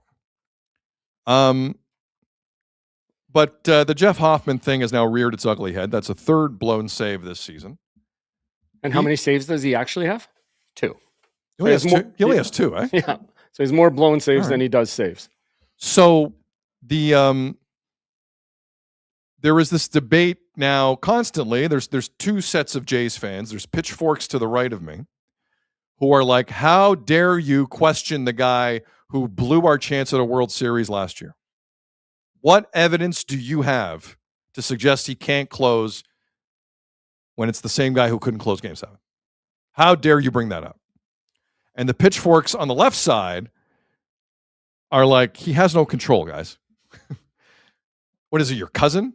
Like, why are you defending Jeff Hoffman the way you are defending Jeff Hoffman? And again, like Hazel May was the only one in the scrum last night with Schneider. It was such a bad answer, I didn't even pull it. Hazel's the only one who brought up, so Hoffman kind of maybe wanted to go more outside with the Lockridge hit. But John Schneider did not criticize Hoffman at all. At all. I don't know what I'm missing in the city on Jeff Hoffman. You would be World Series champions without him. But no one wants to criticize Jeff Hoffman. Sure. Let's not criticize the guy who's averaging 5 walks every 9 innings right now. I got news for you. That's not good. But sure, let's not criticize Jeff Hoffman. But I'm not worried today. As though for the first time in the Jeff Hoffman experience, I am not worried about a thing. Wow, look at you. And there's a reason for that. Because I know full well Louis Varland, between now and the end of the season, is going to be the closer for this team. Wow. You don't think so? Unless they get one at the deadline, is my only thing. They are not getting anything at the deadline. They're in it. They're getting the next Sir Anthony. You know exactly what Ross act. They had a closer that screwed up a World Series for them, did nothing about it. You think they're going to go out there and get the next Edwin Diaz? There's no way. There's no depending evidence. where they're at. Hold on. Let me compute my baseball AI for Ross Atkins. Why are you saying there's no chance? Because he never does it. Maybe he hasn't had a closer for years. He learned his lesson. Maybe he had to. If he doesn't, then that's ridiculous. No. Well, then how do they start this year with Jeff Hoffman as their closer after that? What choice did they have though? Edwin Diaz. No. Well, they tried. You want to go back through the free agency? No, but I'm saying after the season started and they didn't sign somebody, what did they do? Like, what choice do they have? Like, to your point, maybe Schneider's doing what he did with Little and just keeps putting him out there because it's like, hey, Ross, this is what you gave me. Let's. Maybe that's why he's doing this, to the point where Ross will make a deal at the deadline. I'm not. This is not a John Schneider rip. No. You and I have been through this a lot. No, but you're saying like they do it again. Maybe that's why. Maybe that's why he just keeps putting him out there every time. Like to the point I told you about Little, where he put him in 3 consecutive games and didn't have any success. Again, he's got more blown saves than saves this year already. But so far. I guess what I'm saying is, if losing a World Series with a closer doesn't give you enough evidence or feeling that maybe you should change the guy, nothing will. He signed for next year at like $12 million. He's dirt cheap. Jeff Hoffman's dirt cheap. Well, that's what's bugging me now, because I do think you could find another role for him. I don't think it should be in the 9th. But what do you think of the people? It's funny you bring this up. What do you think of the folks in this city on air who were like, well, you can't pitch him in any other role? Like, what does that even mean? There's no chance of that. You could put him anywhere you want. Before you signed him, he was pitching in another role. Yeah. Philly never made him a closer, and he had a great year there. Exactly. That's what I'm saying. Like, he has a spot in this rotation or in this bullpen. It's just not in the 9th inning anymore. I'm sorry. Annie in the chat writes, I think the closer is not on the team yet. Yeah, go get him at the deadline. It's hard though. And Ross is not a gambler at the deadline. Like I just don't see. He also never spent money on a big banger, and then he went and signed Santander in his last year. Like I think this one you can't debate that screwed them last year. Is not going and getting a closer. The Jays respectfully don't agree with us. They don't agree with us because after the World Series, Ross was he's on record as saying. No, he was. You're right. He was. He did say that Hoffman is not locked into the closer role, and then he couldn't go out and sign someone. He didn't. And then so they started the year with him. And then what are you going to do? I just thought by this point they would have mixed it up a bit and you would have seen other guys getting opportunities like Varland, like he should. Because it has to happen now. It has to. What has to happen? Varland has to move to the 9th inning. Oh, that's not happening. What are you talking about? It has to. Azzo, listen, you and I are aligned. But there is no evidence that this Toronto Blue Jays team, after having a closer that completely choked against Miguel Rojas, top of the Blue Jay fans, do you know how close you were to winning a World Series, man? IKF would have been irrelevant. Yeah, exactly. Pages and Kiki Hernandez in left field, left center would have been irrelevant. You had it won. And the people that run your baseball team still believe in the guy. And he screwed you over. Jeff Hoffman screwed you over. He wasn't the only reason, but he was a big reason. And they're still like, we'll start the season with Hoffman. No problem. I just don't think the evidence is there that they're going to move off him. You know what's saving Hoffman? They're not. So 3 blown saves. 2 of those games the Jays won. So the Jays are 7-9 right now. They could easily be 5-11. Yeah. That's what the math would suggest. And again, to me, if you have a guy like that, why not put him in a bit earlier in the game in case he does give something up? You give your team multiple times to come back instead of just the bottom of the 9th, or now you're going into extras. Like for a guy who's when his secondary stuff isn't working, he can't blow a fastball by somebody. Just is crazy. Well, my problem is he can't locate it. Yeah, his K per 9 is insane. Like his stuff this year has been wild. He gets guys to chase a lot. Hoffman's stuff is if he just locates another pitch here or there properly, he can mess with your whole life. He can be Mason Miller out there. Also, Brandon Little's problem he couldn't get a ball in the strike zone. But he can get guys to chase, he's good. I do agree with you that Schneider did the nice protest on Little and said, I'm going to throw him out there every day until you pull him. I'm going to make you watch Brendan Little every day until you get him off. Because last time, like you even said, like not Hoffman with a 1-run lead. Last night was a 2-run lead, dude. That's true. 2-run lead. It wasn't even 1 run. It was 2 runs. But, okay. Let's move then to Varland because a tough spot in the bottom of the 9th. Bases were loaded, right? Yeah. Pretty sure bases were loaded. And then he had 2 guys on in the 10th. It was a little tricky for Varland. It wasn't perfect. Well, you had to come in and save Hoffman's ass. You had to save Hoffman's ass. Hoffman didn't even get through the inning. 100%. But Varland went in there and did the job. And with all due respect, don't keep telling me about how they think Varland can be a starter. They have done nothing. They have done nothing. The Jays have done nothing to put this guy in the role to be a starter. So done enough of that garbage. They already got 9 of them, even though 5 of them are hurt. Trey Savage throws today. Yeah, I know. I wanted to get Buffalo. into this. Yeah. Trey Savage. Definitely. But Varland came in. And again, a reminder, like that Brewers team was in the NLCS last year. Like they had some success. And for Varland to kind of settle things, it was a big moment. Do we have the Gausman? Yep. This was Kevin Gausman after the game. Kevin Gausman, who I believe is the best quote in the clubhouse. Like if you want honesty out of the Jays room, Kevin Gausman is going to give it to you. Gausman, what, three runs over 5? He gave you a chance to win. One day a starter has to go 6 innings for this team. Did you see the graphic they ran on the broadcast last night? I did. That's 10 straight starts from starters. No one goes 6 innings. Whoa. That's not what you're paying for either. No. Hey, Dylan Cease, 100 pitches over 6 tonight. No, I don't want 100 pitches over 5 again. 6, please.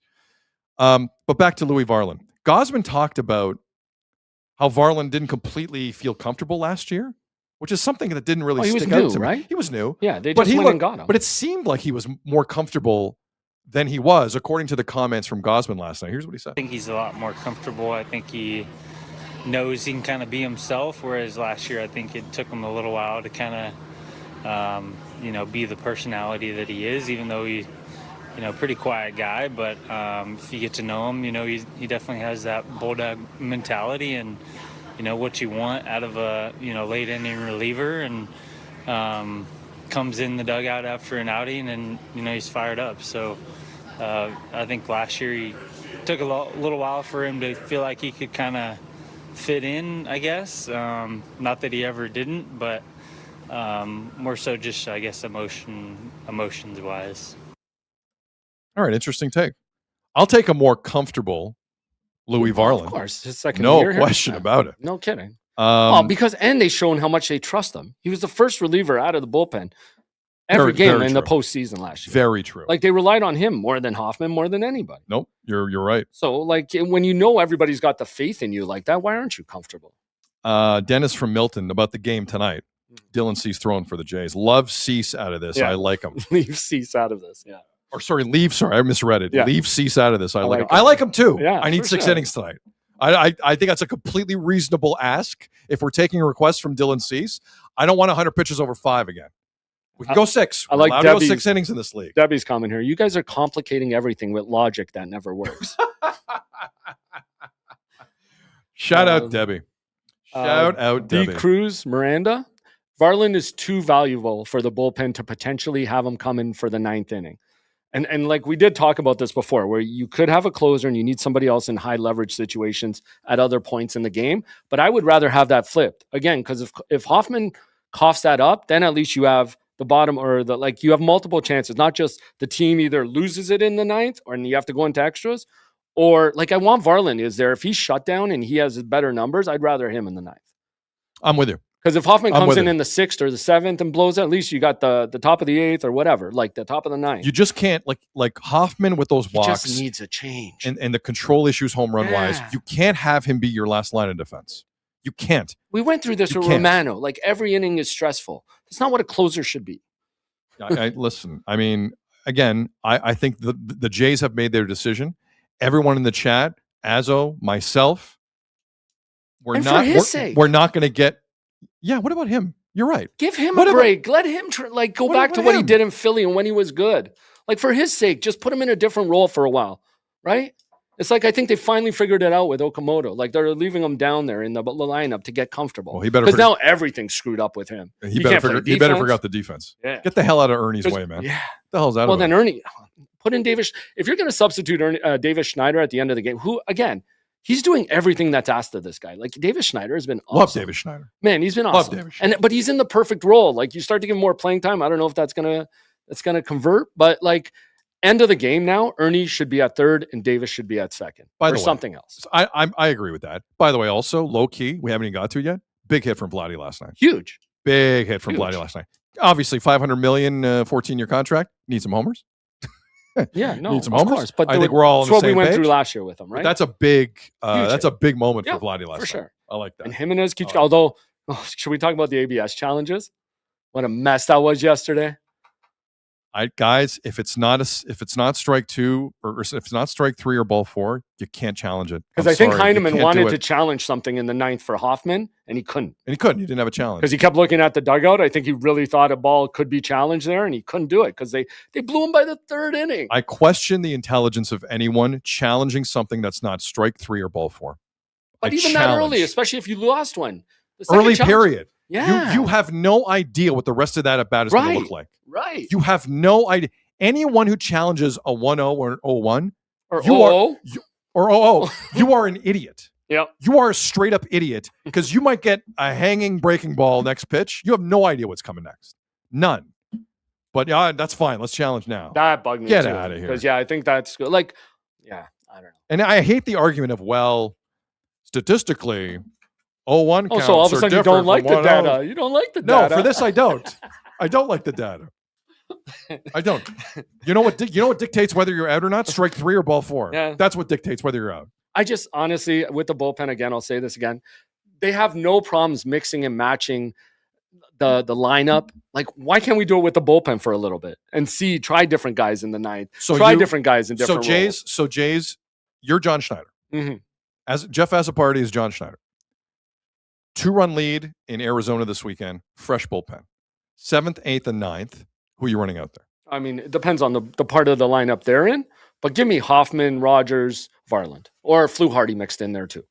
So like, depending on the you would left go hand. back and forth depending Again, on the I situation. think you can piece it You would between so those hold four on a guys. second because I think this is important. You would go you would mix Fluharty, Hoffman, 7th inning ish. Yeah. Tyler Rogers is your 8th guy. He's good, man. No, he is. He's good. He is. Right now, he would be, yes. And obviously Varland. Yeah. I don't hate that. And again, you I don't hate got that at 4 all. guys to mix around here. Like, I just, when they mix and match the lineup so much, like, why can't you do it with the bullpen, at least to start the year? Like you said, let everybody get comfortable. Let them get more confidence. I'm seeing and then see where they fall into I'm seeing place. a lot of Fluharty, Rogers, Varland combos in the chat right now. There's a lot of people kind of with I you. think you can put Hoffman in there too in the 7th. If it's not like you wait for Fluharty to match up with the lefties, but yeah, I think between those 4 guys, you got to be able to you can figure out those 3 innings. All right, Jays tonight. They're trying to get to 8-9. Jays, I mean, everything that's gone on here, Jays are fine right now. Yeah. As weird as that is to say. I know. You got 2 by this time next month, Barrios and Savage are back. Hopefully. Well, yeah, let's give the Trey Savage update. Was that an afternoon start for Savage, or is it a night game in Buffalo? I'm not sure. I didn't check. Okay. But yeah, here's Hazel's tweet from yesterday. It said Trey Savage scheduled to pitch for the Bisons Wednesday in Rochester. They're looking at 4 innings, 65, 70 pitches. I like hearing that. If all goes well, best case scenario, Savage joins the team on this current road trip. Here we go. Yeah, man. And you kept a year of service time. And you kept a year of service I don't know. time. How many days is he in Buffalo? Huh? Enough. Yeah? That's it? Okay. It's 172 days on the active roster. I got to see the data. If it's less than that, I saw the data on it. I got a message from Humza Teherany about it. They save a year of service time. Unless he's top 2 in Rookie of the Year voting. That's the caveat. Oh, right. That's the Paul Skeens rule. No. If you're top 2 in Rookie of the Year voting, Okamoto might not be taking one of those slots. So, listen, I'm still on team Kaz Okamoto. Well, I don't like what I've been seeing a little bit lately. So I am getting a bit bothered with, like, from a team that kept saying, no, we're moving on to this year. And it's like forward all the time. A lot of these guys post press conferences. Yeah. This is what made us good last year. We're doing what we did last year. We're the same team as last year. And it's like, yeah, you're not. No, you're not. I heard Gosman say it yesterday. Miles Straw said it yesterday. Like, a lot of guys, Schneider said it. Like, I get that this is the identity of the Jays team. They fight back. They're never out of it. And I love it. But that's just the identity of the team. Stop referring to last year, because we need to make this different. There's so many different guys in the lineup now. Yeah. Sosa, Sanchez, Valenzuela, Okamoto, right? Like, except when the Jays say we have full belief in Jeff Hoffman. Yeah.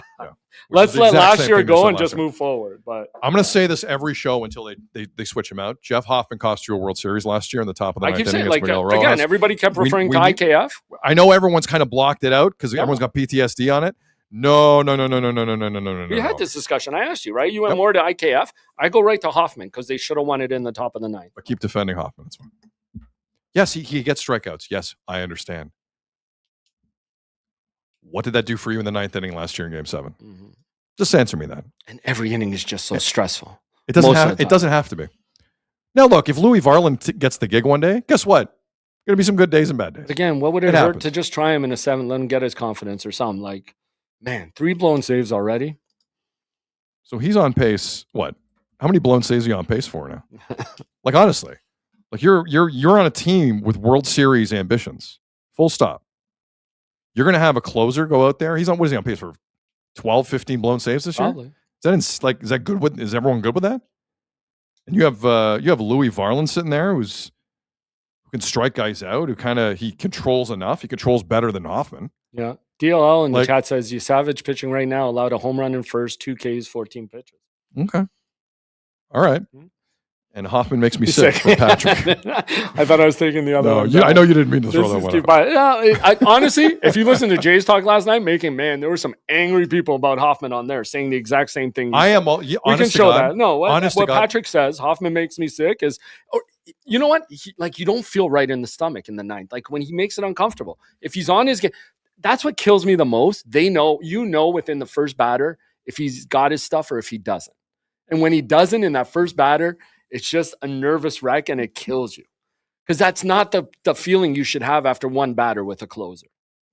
That's for damn sure. That should not be the feeling with any closer. But again, it's going to happen. It's just when it happened in Game 7 and cost you a World Series, it kind of stays with you, right?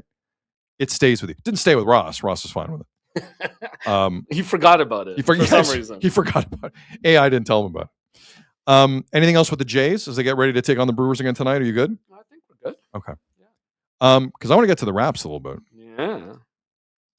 There's two actually three more pieces of sound I want to hit before we wrap this up Yeah, we got to hit one of them. that I find amazing. Okay, so we got the full schedule for the Raptors and Cavs first round series beginning Saturday afternoon in Cleveland.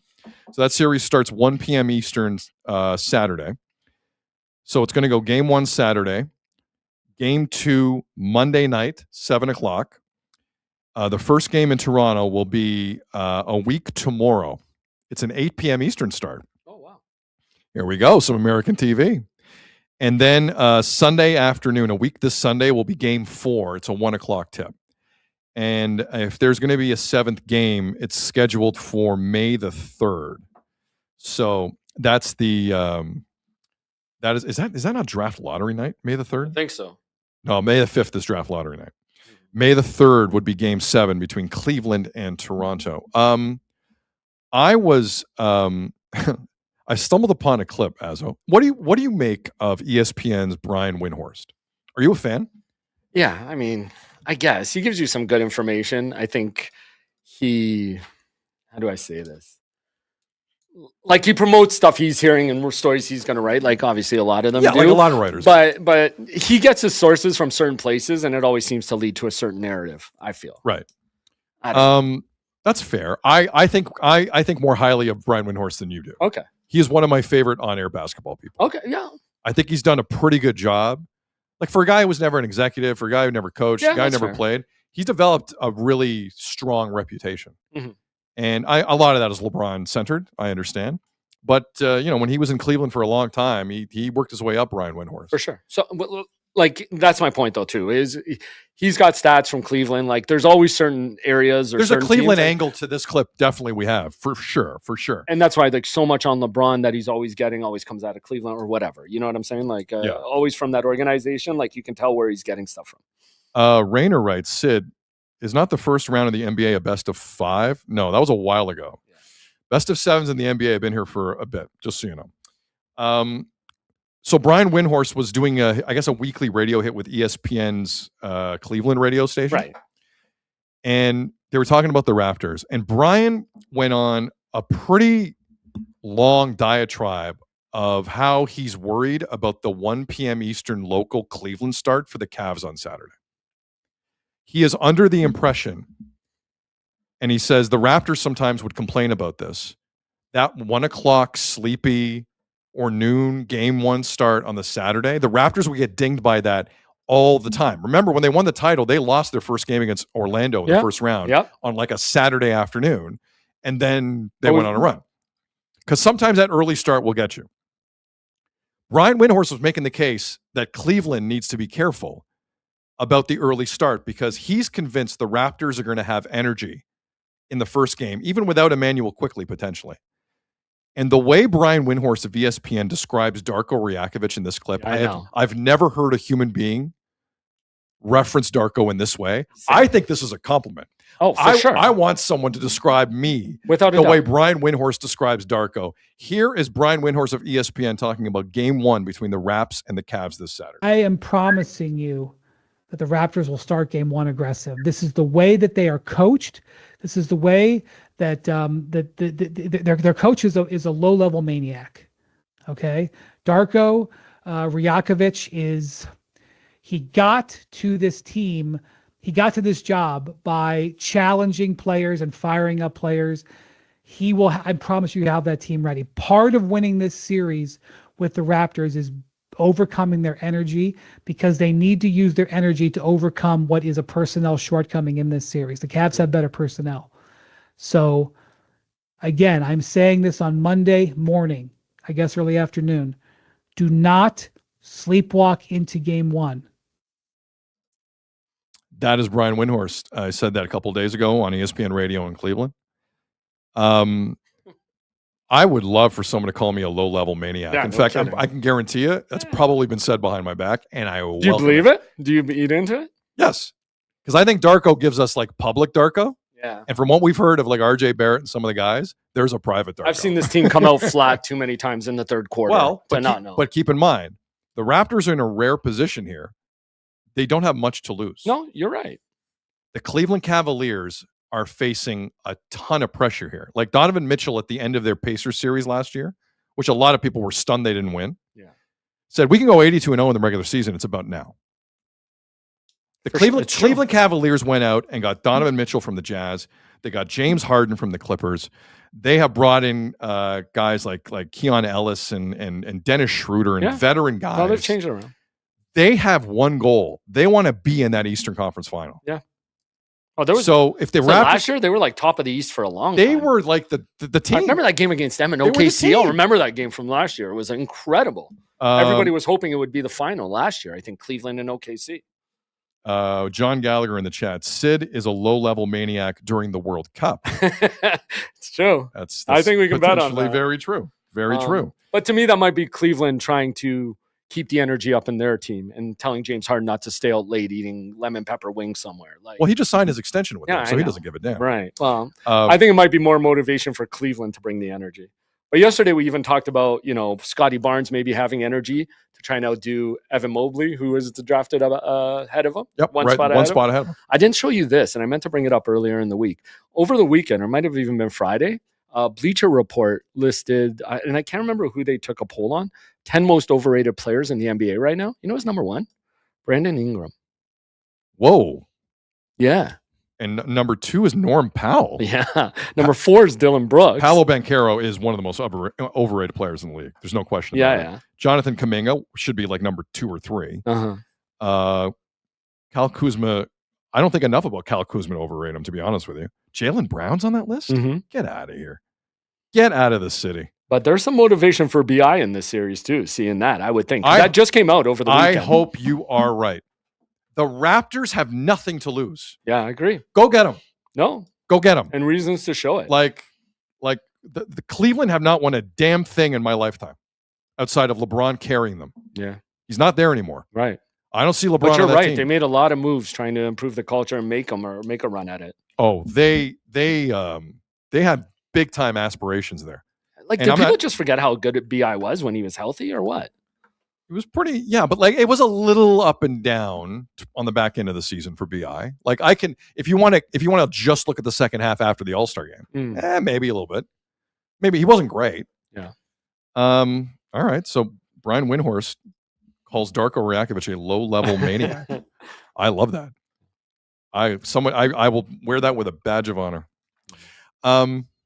We got to get into this Blue Jacket stuff. Oh, yeah. And we've never said that in the 2+ months we've been on air. Oh. Hey, we got to get to the Blue Jacket story. No kidding. But I want to bring up Rick Bowness. Now, Rick Bowness is a longtime coach in the National Hockey League, 71 years of age. If you ever saw him do Hockey Night in Canada, you just want to give him a hug. Yeah. It's like your lovable your grandpa. Just like he comes off so well. He's a respected guy. And he's won games in this league as a head coach. I believe he got to a Stanley Cup final in the bubble with Dallas, did he not? I believe that was near the top of the accomplishments for Rick Bowness. So a couple of years ago, while he's head coach of the Winnipeg Jets, the Jets lose to Vegas in 5 games. And we learned something about Rick Bowness. He's the nice guy till you lose in the playoffs and have your season ended. One of the two. So this clip I'm going to run for you is from 2 years ago. It's not long, but I want to remind you of the vibes of Rick Bowness. Rick Bowness just got bounced in the postseason, the 2023 postseason by Vegas. And that was like, I believe, like Blake Wheeler was still on that team. Like there was still some vibes on that team that people weren't convinced about. Oh, yeah. And this is how Rick Bowness came to the podium in what was really his last moments as head coach of the Jets. This is going to be short and sweet, so let's get at it.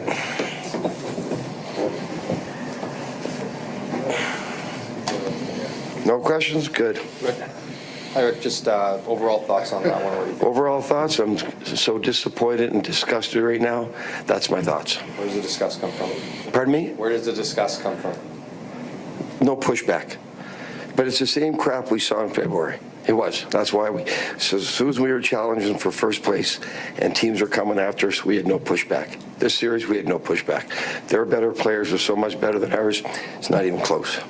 Feels like you've been holding these feelings on for a bit. Is it just after tonight's game, or finally wanting to release that? It started back in January and February. What is it about this team's leadership core that, or the top end players? We've talked about. We got to push back. There's got to be a pushback. There's got to be pride. You got to be able to push back when things aren't going your way. We had no pushback. Their better players were so much better than ours tonight. They deserved to win. They were the better team in the regular season. They were the better team in this series. Anything else? Good. Thanks. Boom. That was 3 years ago. I said 2 years ago. I was wrong. That was 3 years ago. It was 2023. So Rick Bowness is like the most lovable character in hockey until he loses and he wants to rip your face off. And boom goes the bonus. Boom goes the bonus. That's AI party. Right? That is. That's AI party. Boom goes the bonus. Like my man gets in a mood. Yeah. And I vividly remember that one. And I remember that was a good here, recall, man. I forgot about that. Did the you minute remember you that pulled one? it up, though, I was like, oh, damn, yeah. That's one of my favorite. Prior to last night, that was my favorite Rick Bowness meltdown. But then last night happened. So I want to let's revisit the Rick Bowness Columbus experience. Because earlier this year, it was January 12th to be precise. Yep. Rick Bowness, at the age of 71, takes over after Columbus fired Dean Evison behind the bench. Now, we all know, obviously, the tragedy that the Columbus organization faced with Johnny Gaudreau and his brother. So, like, the fact that Columbus, like, are struggling at any point, I still give them a lot of grace, personally. But this is a business about winning. It's a business about results, and that's what hockey is, and sports. So, Rick Bowness comes in January. Columbus are fighting for a spot. Columbus win 10 of 11 games with Rick Bowness behind the bench. And like thoroughly. Not a ton of shootouts. Like they're winning. Boom. Rick Bowness is like, the lovable grandpa is back. Rick Bowness. And I believe Columbus got as high as third in the Metro. Yeah. Like they were in a playoff spot. Yep. Then Columbus remembered their Columbus. And they wouldn't throw a hit, and they didn't score much, and the goaltending was And last night, it was official. They got bounced from postseason eligibility. Now, keep in mind, Rick Bowness has been there for basically 3 months. Contract up until the end of the season. There's no guarantees for next year. He's been there 3 months. Rick Bowness went to the podium last night as angry as I've ever seen a head coach in my life after a regular season game. Never mind a playoff game. A regular season game. And one last note before you hear this. We're going to play the whole 3 minutes. Amazing. I might say stop it at certain points, Azo. We're going to play the whole 3 minutes of Rick Bowness after Columbus got eliminated from postseason contention last night. I have been told by many people in sports, you're not allowed to say players don't care. Well, Rick Bowness goes there, which I found very interesting. So here is the head coach for now of the Columbus Blue Jackets eviscerating his team after they got bounced from the postseason last night.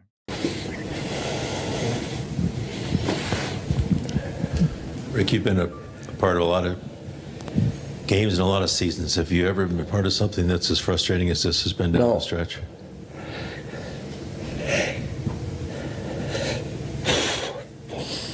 No.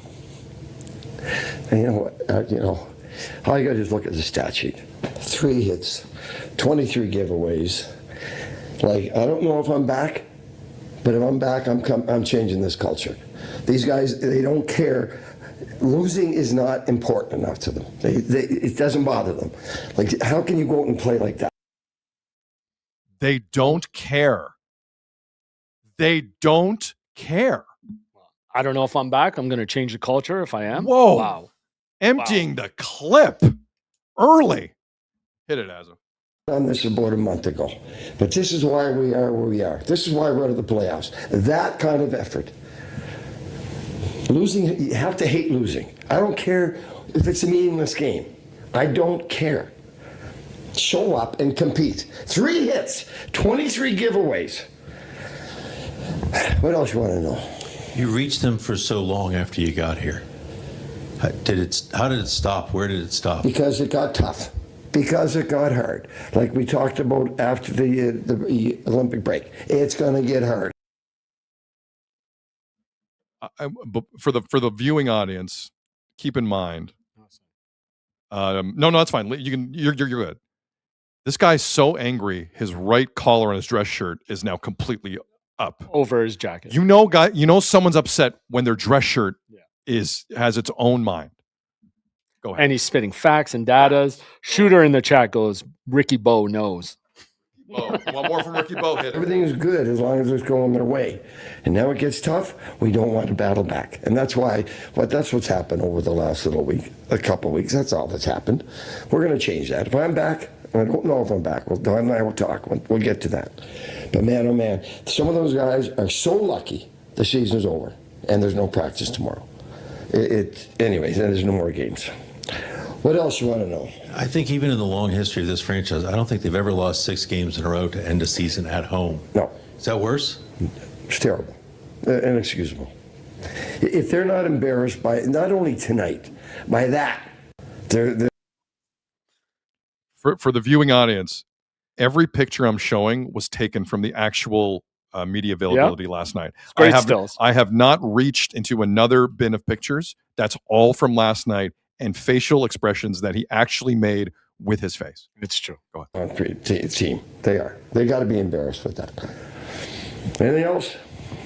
You sound like a guy that wants to be back. Do you want to be back? Did you scratch the itch? Where are you? We scratched the itch. I'm going to talk to. That's amazing. That is the highlight. Because when you're mad and someone asks you something, did you scratch the itch? Or do you want to come back? And he's like, yeah, I'll scratch your itch right here. Are you kidding me?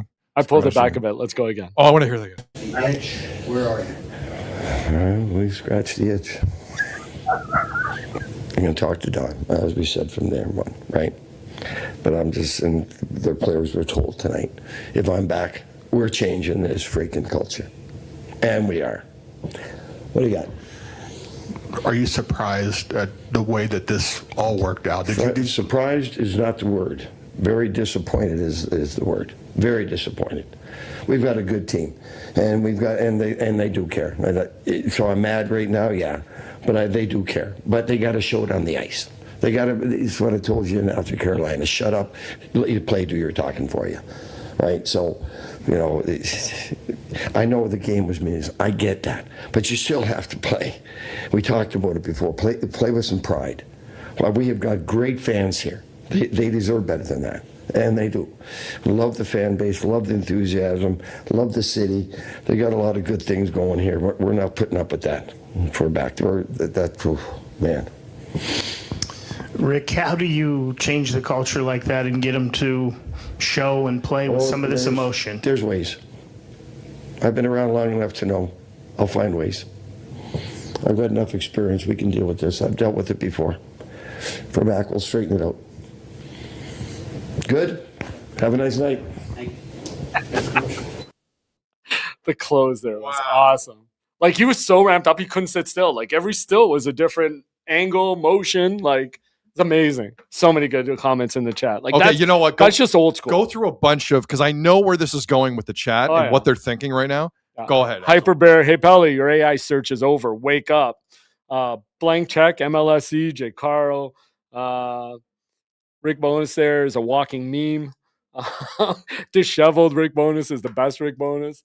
Oh, man. Where else? They're all flying in still. It's crazy. But, yeah, a lot of people saying, can you imagine him coaching Willie? What's this one? Sorry. No, that's about it. Let's go. Just, like, remember, like, because I thoroughly enjoy Rick Bowness on Hockey Night's desk. Oh, he was great. He's probably going back.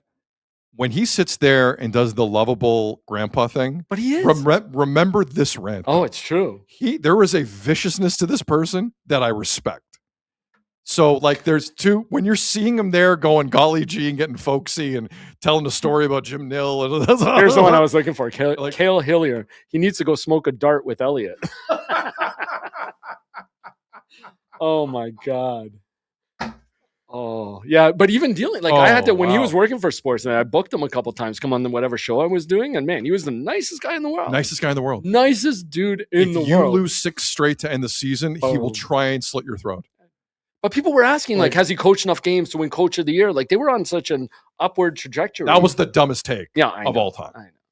But still, but Has he that's won where enough? he was being considered, and it made him like, yeah, they fell off a cliff, and he looked bad. Crazy. That's a tractor trailer going off the road. Like, geez. I know there's a lot of people who went down the road, and Azo played just some of the feedback. Obviously, this is not the guy the Leafs need. A 71-year-old You need an old school though. who Why can not? snap on a dime. Everybody's saying like 34 and 88 take note. John Gallagher said that 88 just got a chill down his spine watching that. Like, hey Willie, your new head coach from Scorpio. Like, yeah, it's just because of the players they have, right? Rick, did you scratch the itch, or you want to come back? Yeah, I'll scratch the itch. All right. Scratch that itch. I'm talking about scratching that itch. If I see Mason Marshman again, I'm going to kick him in the balls. Oh my God. By the way, DLL on the chat. You want a Trey Savage update from Buffalo and the Bisons? Yeah, sure. Why not? 3 innings, 4 hits, 3 runs, 2 home runs allowed, 4 Ks, 42 pitches. See, but the problem is, are they going to have to rush him back now because Corbin and all these guys, Scherzer, like what's going Corbin's on there? got it, man. Thursday afternoon, tomorrow afternoon. Hey, they won his last start. I'm good with it. Corbin's Give got up it. 4 over 5. Cool. Just like don't give up 8. Don't max Scherzer us. Yeah. Like and we'll try and win. You have to get Like, pulled in the third or the second. Yeah, it's true. Razzo in the chat. Those stats are closer material for you, Savage. Can you imagine? Bonus to talk to Hoffman. Wow. no. Yeah, Rick Bowness talking to Hoffman. He doesn't care. He doesn't care. He's lucky there's not a bullpen session tomorrow. He's man. lucky. So good. I love evil Rick Bowness. Because now we've seen multiple examples of evil Rick Fired Bowness. I up. love it. Yeah. it's true. I love it. But these but I'm a fan of the mercenary coach at the end of the year trying to make a difference because they're not attached. They can say anything. It's not like Rick Bowness has some 3-year deal with Columbus. It's not like John Tortorella. Wait for the John Tortorella-Marner thing to happen. Oh, yeah. John They're Tortorella's on a not signed run, past though. this season. This is the honesty I want in hockey. Which I didn't realize. Like Carter Hart's their goalie now. Like they're every game goalie For now. Yeah. For now. No, that can't go wrong. Well, unless he plays well. Yeah. I mean, you never know. It's not like it's a tough competition in Vegas. No, for both of them. it's true. It's true. It's just he's never shown that really in his career. But okay. Azo, great time of year. It is. It's a great time of year. You know what, Sid? Why don't you tell me about it? Coaches snapping, puck drops, tip-offs, first pitches. When the game is on, you call the shots. Head to betway.ca and bet your way. Must be 19 plus. Play responsibly. We should mention, we got a couple minutes here. Actually, you know what? I think the Brady Tkachuk sound is pretty relevant. Okay. Just his clip. Yeah. I can talk about the other one. Yeah, we can talk about the other. Brady Tkachuk probably is not going tonight. I doubt it. I really should look. No, I mean, the morning skates already happened. Yeah, Yeah, bring yeah. up Bruce Garriock. I think they're sitting everybody. I mean, it would be nuts if Brady Tkachuk played for the Sens against the Leafs tonight, considering he had to leave the game the other night or the other afternoon against Long Island. And they didn't know why. Like, right. But it was anyway. Playing him tonight makes no sense. And the Sens now know they're getting ready for Carolina in the first round of the Stanley Cup playoffs. But the Brady Tkachuk thing against the Islanders, where it looked like he took a Ryan Pollock stick to the throat and he had to go off, it was a weird moment. But Brady Tkachuk yesterday spoke to the media. 2 things. 1, he says he's feeling good. But 2, it sounded really scary what happened to him when he threw a hit in the corner of that game. That's where he got hit. This is actually rather concerning to listen to. That's fine. I mean, that was one of the weirdest, honestly scary moments. I don't know, it was just all the tests came back clear and fine. Everything's all good. But, yeah, just when Shabby was kind of wheeling the net, I threw a hit in the corner, then just slowly, like, kind of my vision just started going. And nothing hit me in the head all game. And no, then when he was turning the corner there, I just kind of lost vision. And I mean, you guys saw the video. The stick never hit me coming off the bench.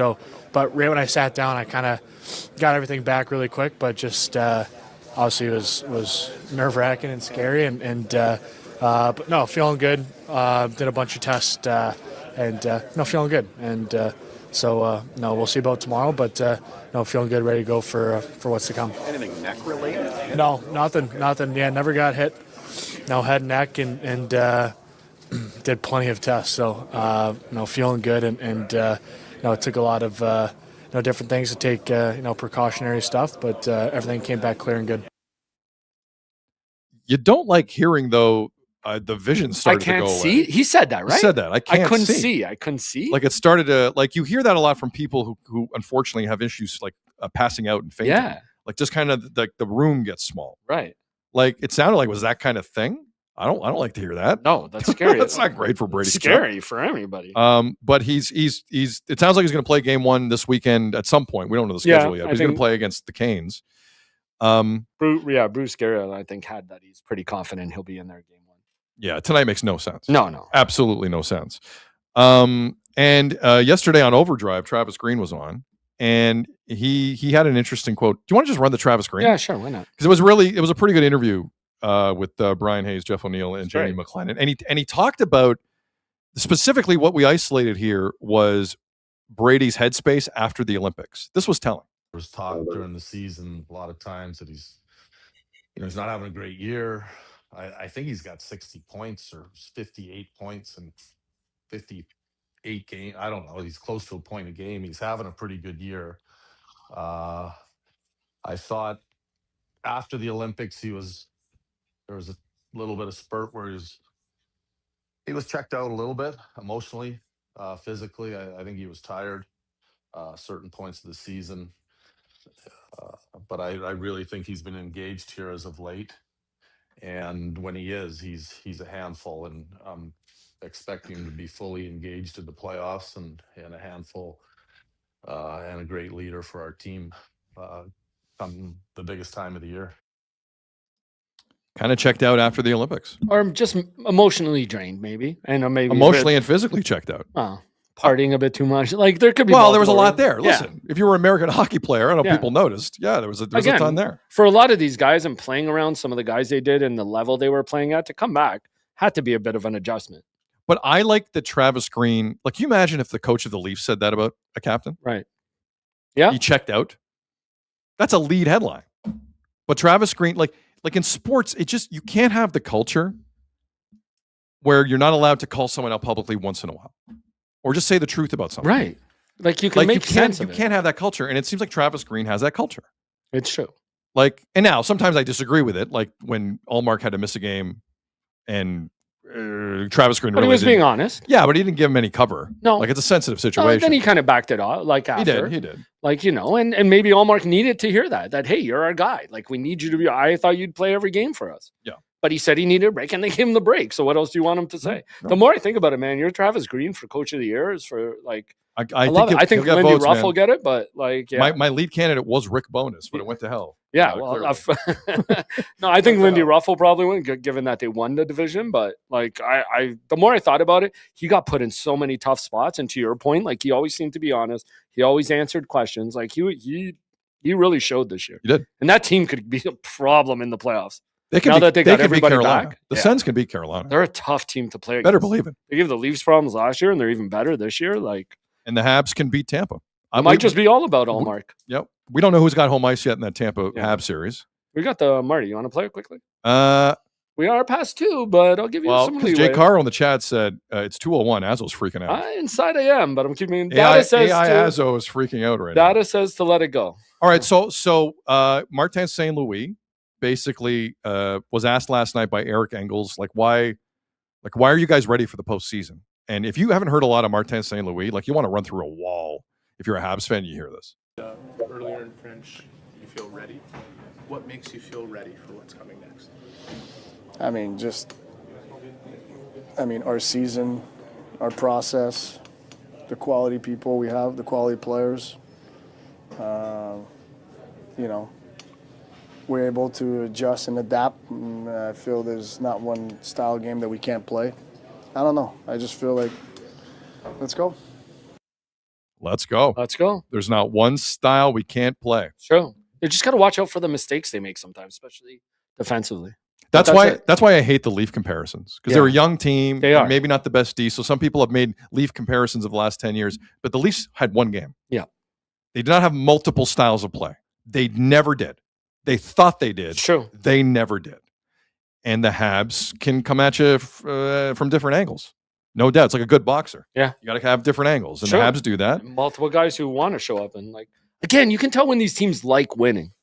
True. Like, you know what I mean? True. I never got that sense with the Leafs on when they were on rolls, like how much fun they were having or just embracing it all. Well, they got their contracts. They're fine. Yeah. Someone's going to write the book about the Dude, Leafs. all these Montreal guys are locked up at good value. I had no money. It's insane. Like, that's the other thing you can't compare to the Leafs. The only guys that got money really are Dobson, who's hurt right now. And I mean, Lane Hudson got money, but he didn't get like the money some people were expecting. Like, they're fine. Yeah. They are fine.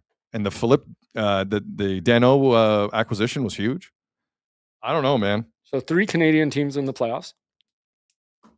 3 Canadian teams. Yeah. And we still don't know what the Oilers are up to. Yeah. Who they're playing. We still don't know. Yeah. That Pacific. Just a mess right down to the end. Pillow fight. It's going to be fun.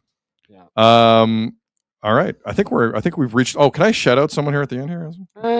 Okay, I'll allow it. AI Azo allows it. Shout out Adam Di Chiazza and Giancarlo Di Chiazza from the Vaughan Under 15 AA hockey team. The OHF championships start this Friday. Okay, let's go. So they're a family of a friend, and they are avid listeners of the pod. Ah, nice. So shout out. Good luck. Go get them, guys. Go get them this week. If Go. you lose, Rick Bowness will come and get you. You beat me to Yep. Rick Bowness will claim you don't care. Any final thoughts as a party? No, we're good, man. All right. Oh, sorry. To correct myself, Tampa does have home ice. Oh, yeah. Tampa does Sorry, have I the home ice. actually wanna did correct know myself. that. I did know that. My bad. Once in a while I'm wrong. Fine. I didn't use AI. No Santander today at all. We were never going to get to it. On behalf of Jeff Azzopardi and everyone At here at least Sick you're honest. Media, I'm being honest. Yeah, you're honest. On behalf of Jeff and everyone at Sick Media, I'm Sid. You've been watching and listening to the Sid Seixeiro Show, powered by Sick Media. Enjoy the rest of your day. Let's see what tomorrow brings. Take care. We'll talk soon. And that's a wrap. Hope you don't miss us too much until next time. Follow the Sid Seixeiro Show on YouTube, X, Instagram, Facebook, and wherever you get your podcasts.